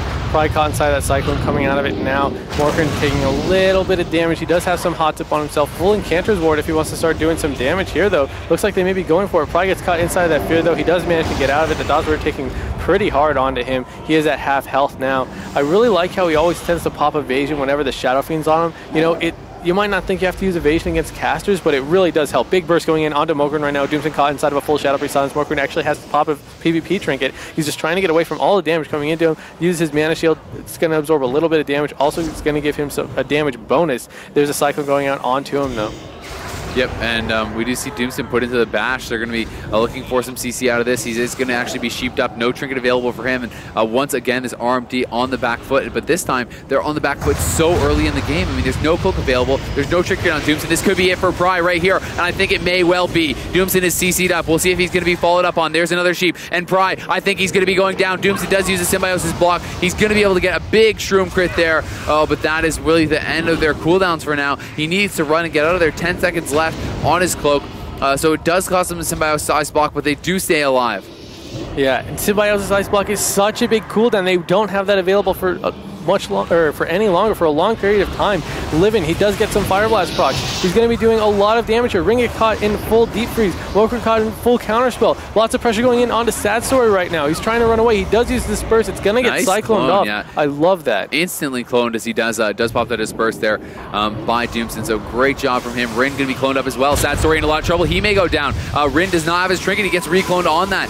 Can they get any more CC out? Prey is going to be sheeped off.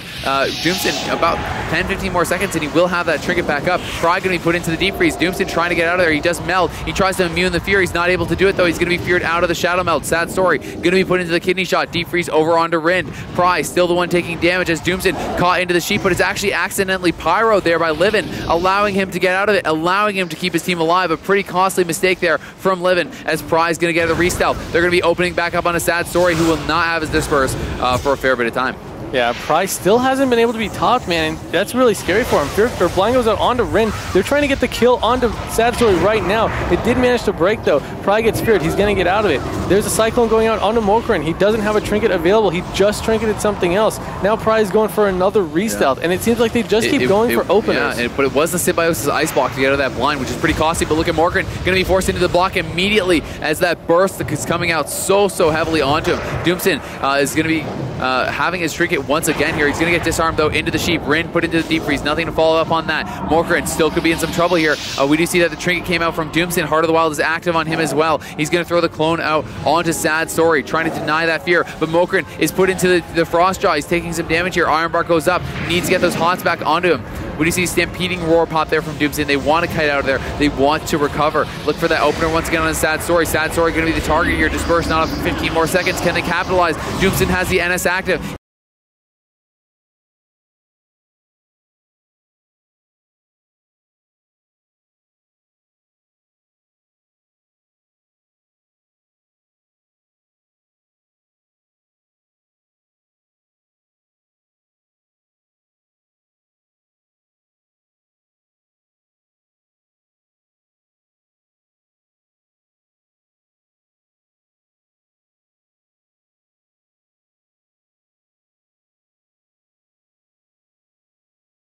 Откройте для себя уникальный карт Нуар. Совершенный вкус кофе создается обжаркой карт Нуар «Огонь и лед».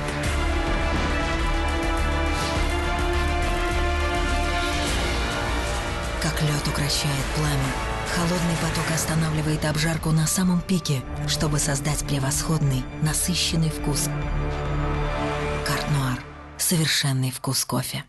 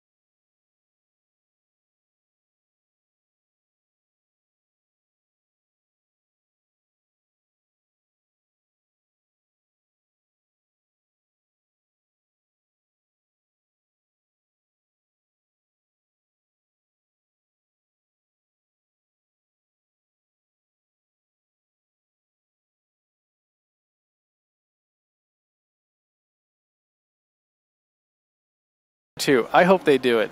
I really hope they do. So I mean, that would be sick. And we haven't even had a 5-game series yet. So yeah. As long as the players aren't having any issues and the issues were just on our end, everything seems to be smoothed out now. So hopefully we can get this next game going for you guys pretty quickly. So I'm excited. The cable. I'm excited to see what happens. Yeah. Yeah. Now that they come back, if it's 2-1 and they're able to win a game, that means that they are in a much better emotional state. Yeah, you know, way better. That's huge. Kind of psychoanalyzing them right now, but I don't have a PhD in this or anything, so I might be wrong. In fact, I probably am. But no matter what, it puts you in a much better mood. You know, you saw they were kind of getting a little bit angry at each other. They were kind of mocking each other, like, don't tell me to do this, don't tell me to do that. And then they win a game. That's pretty huge, you know.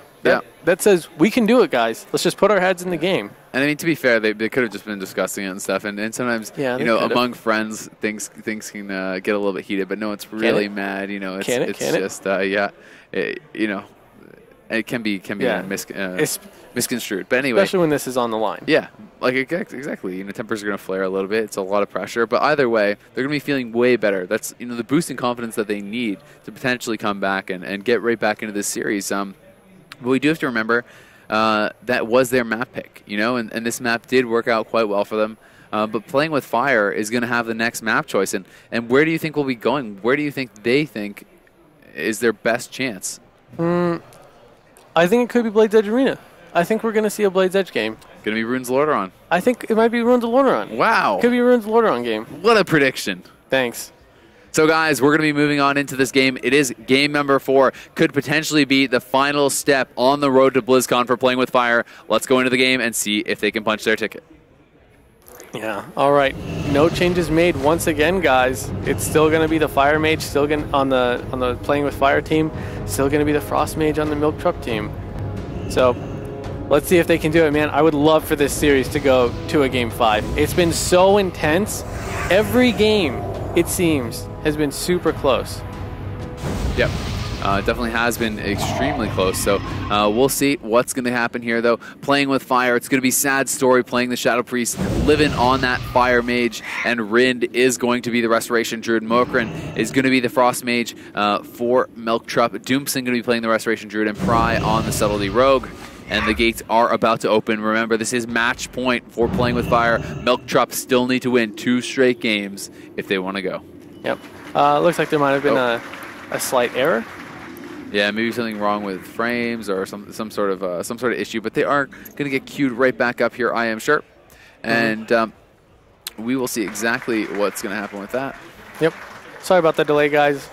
I mean, technology is the vehicle of esports. Yep. And sometimes you get a flat tire, and on the road to BlizzCon, we need to make sure that all tires are good to go. Are fully inflated. Yeah. Fully inflated tires. Yeah, exactly. Nah, but we'll have this sorted out in just a second longer. It won't be long at all, and we'll be right on into it to see if this series can be closed out, or if Milk Truck can fight back. What's your gut feeling? My gut feeling is our Playing with Fire team's going to win this one in T-minus 3.5 minutes. So 3-1? Yeah, it's going to be 3-1. Okay. What about you? You feeling it for Doomson? I still think they can come back. I still feel like we see the potential for them to get kills. We see the potential for them to make the right plays, but it hasn't really been coming together for them until that last game. And, on the back of that last game with the confidence boost, I think that they still do have a chance to take this series. And, I mean, if you win 2 games straight, then all of a sudden the shoe's on the other foot. It's the other team that starts feeling really nervous, like, oh, my God, are we actually going to throw this? Like, can we actually lose this? Shoes are on both feet. The shoes are on both feet. It's even, 2-2. Wow. The question is, who's going to lace up that shoe? Yeah, so... Yeah. Which shoe gets laced first? We'll find out, guys. And then they can walk the road to BlizzCon. Exactly. So, once again, we are here into Runes Lordaeron. Hopefully not going to be any more issues. Playing with Fire, still having that 2-1 lead. They are at match point here against Milk Trup. And it is going to be the Fire Mage, Shadow Priest, and a Restoration Druid for Playing with Fire. They're going up against a Frost Mage, Restoration Druid, and that Subtlety Rogue for Milk Trup. Yeah, let's see if they can do it, guys. This could very well be the last game. My prediction is it will be. Isaac, you think it could go to a Game 5? Yeah, I'm cheering for the Game 5. We haven't had any so far. I want it to. And what better way to end a tournament than having that that final series be the closest one of all? I would love to see that.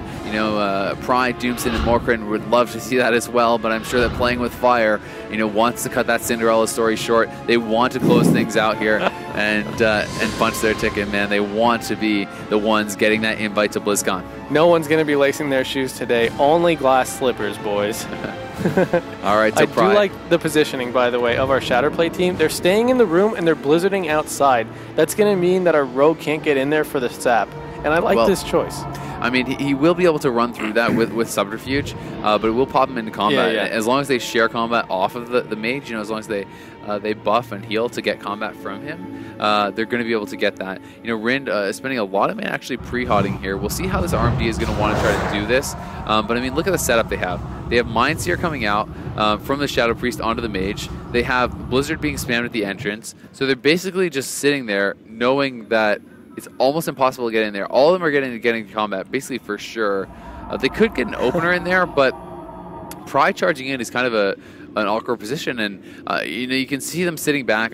My guess is that Milk Trup is talking about this. Like, do we really want to open? Because at the same time, I mean, Playing with Fire might literally be willing to just sit back in there for 10 minutes and wait for dampening. Yeah, it's a really tense situation. This is the calm before the storm. Yeah, and I mean, we've seen that Playing with Fire is traditionally the team that is having more success as it gets into dampening. So, I mean, if I'm them, if I think this is going to give me an advantage, literally just sitting in there for 10, 15 minutes, why not? Well, this is why you picked the map, dude. Yeah. This is why they didn't pick Blade's Edge Arena. Yeah, well, it's the only reason. It's the room, dude. It's the only reason. So, I mean, at what point, if you're Milk Trup, at what point do you actually go in there and, I mean, do you just get bored or frustrated? And now they actually are. Wow, Blazing Speed, he's going for a stealth here. He's going to get sapped on that, though. They could open. Oh, he's actually going to trinket, and he will get re-sapped on his trinket. Beautiful play there from Pry, and a great start here from this team. The deep freeze is going to come out. The life grip is actually going to get bugged, it looks like. The life grip was used there by Sad Story, but it didn't do anything. Now Sad Story is going to be swapped over onto Rind. There's a smoke bomb coming down. That's a trinket. He's going to get cheap shot again on his trinket, and he is in some trouble, perhaps. Rind does have the Heart of the Wild active, though, and Pry will just pull back. So a nice start there from Melktrup, and playing with fire. That's what they were waiting for. They didn't want to turtle forever. They were just waiting for the stealths here. Sad Story going to be the target once again here. We'll see if that's going to come into play. The clone coming out on Livin. Deep freeze over onto Rin. Sheep going to follow up, and then that. It's a 3v1. The cloak dance is going to come out here from Pry. He's trying to get back over onto Sad Story. The kidney shot does come in. It's going to sit full. Rin now getting out of that Sheep. Do they have any more CC for him? Doesn't look like it. The NS heal comes in, or that may have been the Shroom, but Doomson now getting put into a full poly. Morkran is the one under pressure here. He's down to about half HP. Doomson still is stuck into that CC. Silence going to be following it up. Morkran doing a good job kiting, though, avoiding most of the damage. It looks like he's going to be okay, and Doomson hangs on to the PvP trinket. Yeah, he's not entirely out of the woods yet. There's a Dragon's Breath going off. There's a Fear onto Doomson. It was triple CC. Rin gets caught inside of a deep freeze. Morkran caught inside of a blanket counterspell. He gets tricked to the trade. This could be the time when they're going for the burst. He's going to trinket that cycle, and this is definitely when they're trying to get some damage off. He's got the palm up. It got spell stolen. Wow. Oh, man, really nice job by Livin. Yeah, Morkran tries to go for the palm sheep onto Rin. It gets spell stolen off. Rin hangs onto his trinket. Doomson put into a sheep, and Morkran could be the one having to block first here. He's in some trouble. He's going to get impacted up. There is the ice block. Now Doomson into the fear. This could be the never-ending CC chain that ends the hopes here of Melktrup of getting that invite. Now the clone comes out. We'll see how long it's going to last. Morkran going to have some work to do. He's trying to kite back. They're trying to turn the pressure around onto Sad Story. We'll see if they're going to be able to do it. The Dragon's Breath comes in onto Morkran. Sad Story down to about half HP. The clone and the sheep going to be overlapped onto Rin. He's sitting through it. The disperse has to come out. Once again, Rin prioritizing his trinket above that of his cooldowns of his teammates, but the trinket has to come out now. Nice offensive clone on a Sad Story. MCS on a Rin. This could be it for Sad Story. He's going to be in a lot of trouble. Pry trying to get over there. He's going to get feared out of stealth, though. That is a nice play there from Sad Story that's going to keep himself alive. But Rin now, no trinket. Sad Story, no disperse. If they can get the CC set up, they could get the kill. And now, an NS Hibernate over onto Doomson. Morkran could be in trouble. He's going to get the blink, though, on the deep freeze. No silence, nothing able to come in. DR Sheep now landing onto Doomson. Pry looks like he's the target. Clone to follow that up as well onto Doomson. Morkran going to be taking some damage. It looks like they're still trying to get that CC onto Rin. Can they get the Sheep? No, he's going to fake the CS, but that is going to give enough time for Rin to get out of that deep freeze and avoid the poly. Yeah, Pry does open up onto Sad Story, though, from a Garrote into a Kidney. He does have Bark Skin on him, or Iron Bark. Livin caught inside of a full Cyclone. Rin needs to try to keep him top. Doomson caught inside of that full silence right there. As you can see, Pry is just trying to get another restealth, and that's really just all he's doing. Dragon's Breath does go off onto both DPS from our team Melktrup. Doomson, full mana, trying to keep his team entirely top. There's a deep freeze going out onto Morkran, but look at Sad Story. He's caught inside that full Kidney. Livin taking a little bit of damage as well. On the Shadow Dance. Rin going to be able to get behind Pry, bashes him on his dance trinket, and he's going to be able to clone off of that, completely shutting down the dance. But Morkran in some trouble. Doomson caught in the fear. He wants to sit through it. Morkran trying to stay alive. We'll see if he's going to be able to do it. Sad Story still the target here. He has no PvP trinket. Rin going to have his in about 30 seconds. We'll see if it's going to be up in time, though, as Sad Story still is going to have no disperse for another 30 seconds. That's the window of opportunity for this RMD. They need to get a kill in the next 30 seconds. We'll see if they're going to be able to do it. Morkran taking some damage. He's down to about half. MCS over onto Rin. Morkran going to get MCS as well. Sad Story still not taking too much damage. Pry starting to rot down to about half HP. Doomson has his trinket once again available, and he's going to need to hold on to that as long as he possibly can, as Pry is taking a lot of damage. There's the silence coming out. Deep freeze goes down as well. Pry may need to trinket this. He's trying to sit through it. Looks like he's going to be able to, as Sad Story was locked down. Now the deep freeze comes out onto Rin. Pry still sitting about half HP. Deep freeze still onto Rin. Will expire. No poly able to come out. Doomson going to be sheep. He has to trinket that. Wasn't able to shift it. And now the smoke bomb goes down on a Sad Story. Could they get the kill here? Shadow Blades is up in a minute, but they may not even matter. The Tricks of the Trade goes down. They're still chasing after him. The blind is going to come out. That will be immediately trinketed, so they get the trinket out of Rin. He's going to be disorienting Roar, though. Can the clone come out? It doesn't look like it. The Roar seemed to have been broken by something. Doomson put into the fear. Pry going to have to trinket immediately. Has no cloak for 40 seconds. He used it offensively with his last dance. That could cost him his life. He's down to 150k. He gets the cheap shot off. He's trying to run away. Livin going to get MCS. He trinkets the sheep. He blocks offensively. Pry is going to go down, and that is going to be that. Playing with fire. is going to secure their ticket to BlizzCon. They are pumped up. Look how excited they are. A 3-1 victory for Rin, Livin, and Sad Story. What a way to do it, man. They are so excited. They're going up against what they thought was some of their toughest opponents here in this final game, and they're just so excited, and rightfully so. Congratulations to Playing with Fire. They are going to be the third and final invitees to BlizzCon, and you can see Milkdrop coming over, shaking their hands. Good sports there. It's not always easy to do on the back of a disappointing loss like that, but yeah. Congratulations to both the teams. Yeah, they are so pumped. Look at them, man. They can't stop hugging each other. They can't stop celebrating. They're having a great time. They had a great time. They worked so hard, and they managed to close out the series 3-1. I'm very proud of them. Really nice job. And I believe now we are going to have an interview with Rachel. I believe this is yours. You guys are the winners of the World of Warcraft Arena Tournament. You have each won a ticket to BlizzCon. And I know you were nervous. I know you didn't think you were going to win this. So what does it feel like to have come out on top? Well, we kind of wanted to win the first game because we had a tactic in mind. Like as you saw on the last map, it's hard for them to open because we can stop the opener. So we wanted to win the first game, and then if we lost the next game, we would have taken that map. If we lost again, we would have taken that map. So we would have ended up 3-2. That was what was our plan. We already discussed that we had one map that we thought we could actually win. But then we won the second game, and then we were like, okay, yeah, this is actually happening. They have to win 3 games in a row here while we still haven't got our map that we wanted. So as soon as we lost the game, we just took our map and we closed up the series like we would.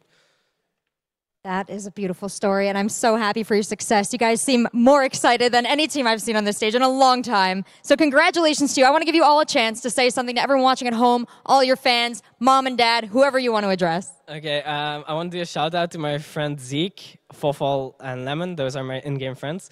Also Boo. And then I wanted to shout out to my mom. She was watching every game. She doesn't like video games, but she was watching. So. Maybe she likes them now that you got a chance at that $250,000 prize pool at BlizzCon, Mom. That's pretty sweet. How about you? Well, I'll do a shout out to XO, our Clarity Craft on Europe, WoW, and US WoW Rockers, the Mage. Very kind of you. And how about you, sir? I just want to shout out to my girlfriend back to UK. That she allows me to play the game, though, so that's it. She allows you to play. Well, hopefully she allows you to go to California and allows you to get a piece of that $250,000 prize pool. And here is Hellspawn with your tickets now. Congratulations, gentlemen. You are our third and final team to qualify alongside Bleach Bones and BB. Congratulations to you all. Big thanks to Dreamhack. Big thanks to Blizzard. And big thanks to XMG. You guys, I'm going to give it back to the casters. Don't go too far. We have Hearthstone coming up next. Hey guys, welcome back, and what a way to end it. Congratulations to them. We had an absolutely amazing road to BlizzCon here. You know, we have our 3 invites all given out to the teams, all extremely deserving teams. You know, disappointing end there for Milkdrop, falling just a little bit short in that final round. I know they were really, feeling confident, hoping they could get that BlizzCon invite, but unfortunately not going to work out for them this time. But, you know, with every winner, there has to be a loser, too. And, and you know, maybe they can come back next year. Maybe they'll be able to get an invite next year. And, sometimes the failure can make the success that much sweeter. Yeah. It's been a great show, man. I loved every single game. There wasn't a single game where I was like, this is a little bit slow. Every game was fast-paced, Even the WWDK game wasn't that long. I thought that game would be a little bit stale, but no, not at all. It's good, man. It was actually so intense. Yeah. And I loved every minute of it. Yeah, it was absolutely fantastic, guys. So thank you for being here with us all weekend long. I had a fantastic time. I'm Azale. I've been casting with my buddy here at Con Radical. It's been a lot of fun. Hope you guys enjoyed it, too. I know we have some Hearthstone action coming at you guys next, so stick around. Hope you enjoy it.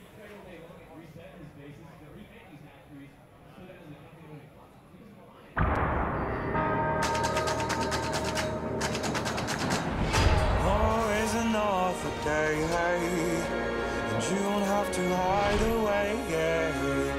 You'll be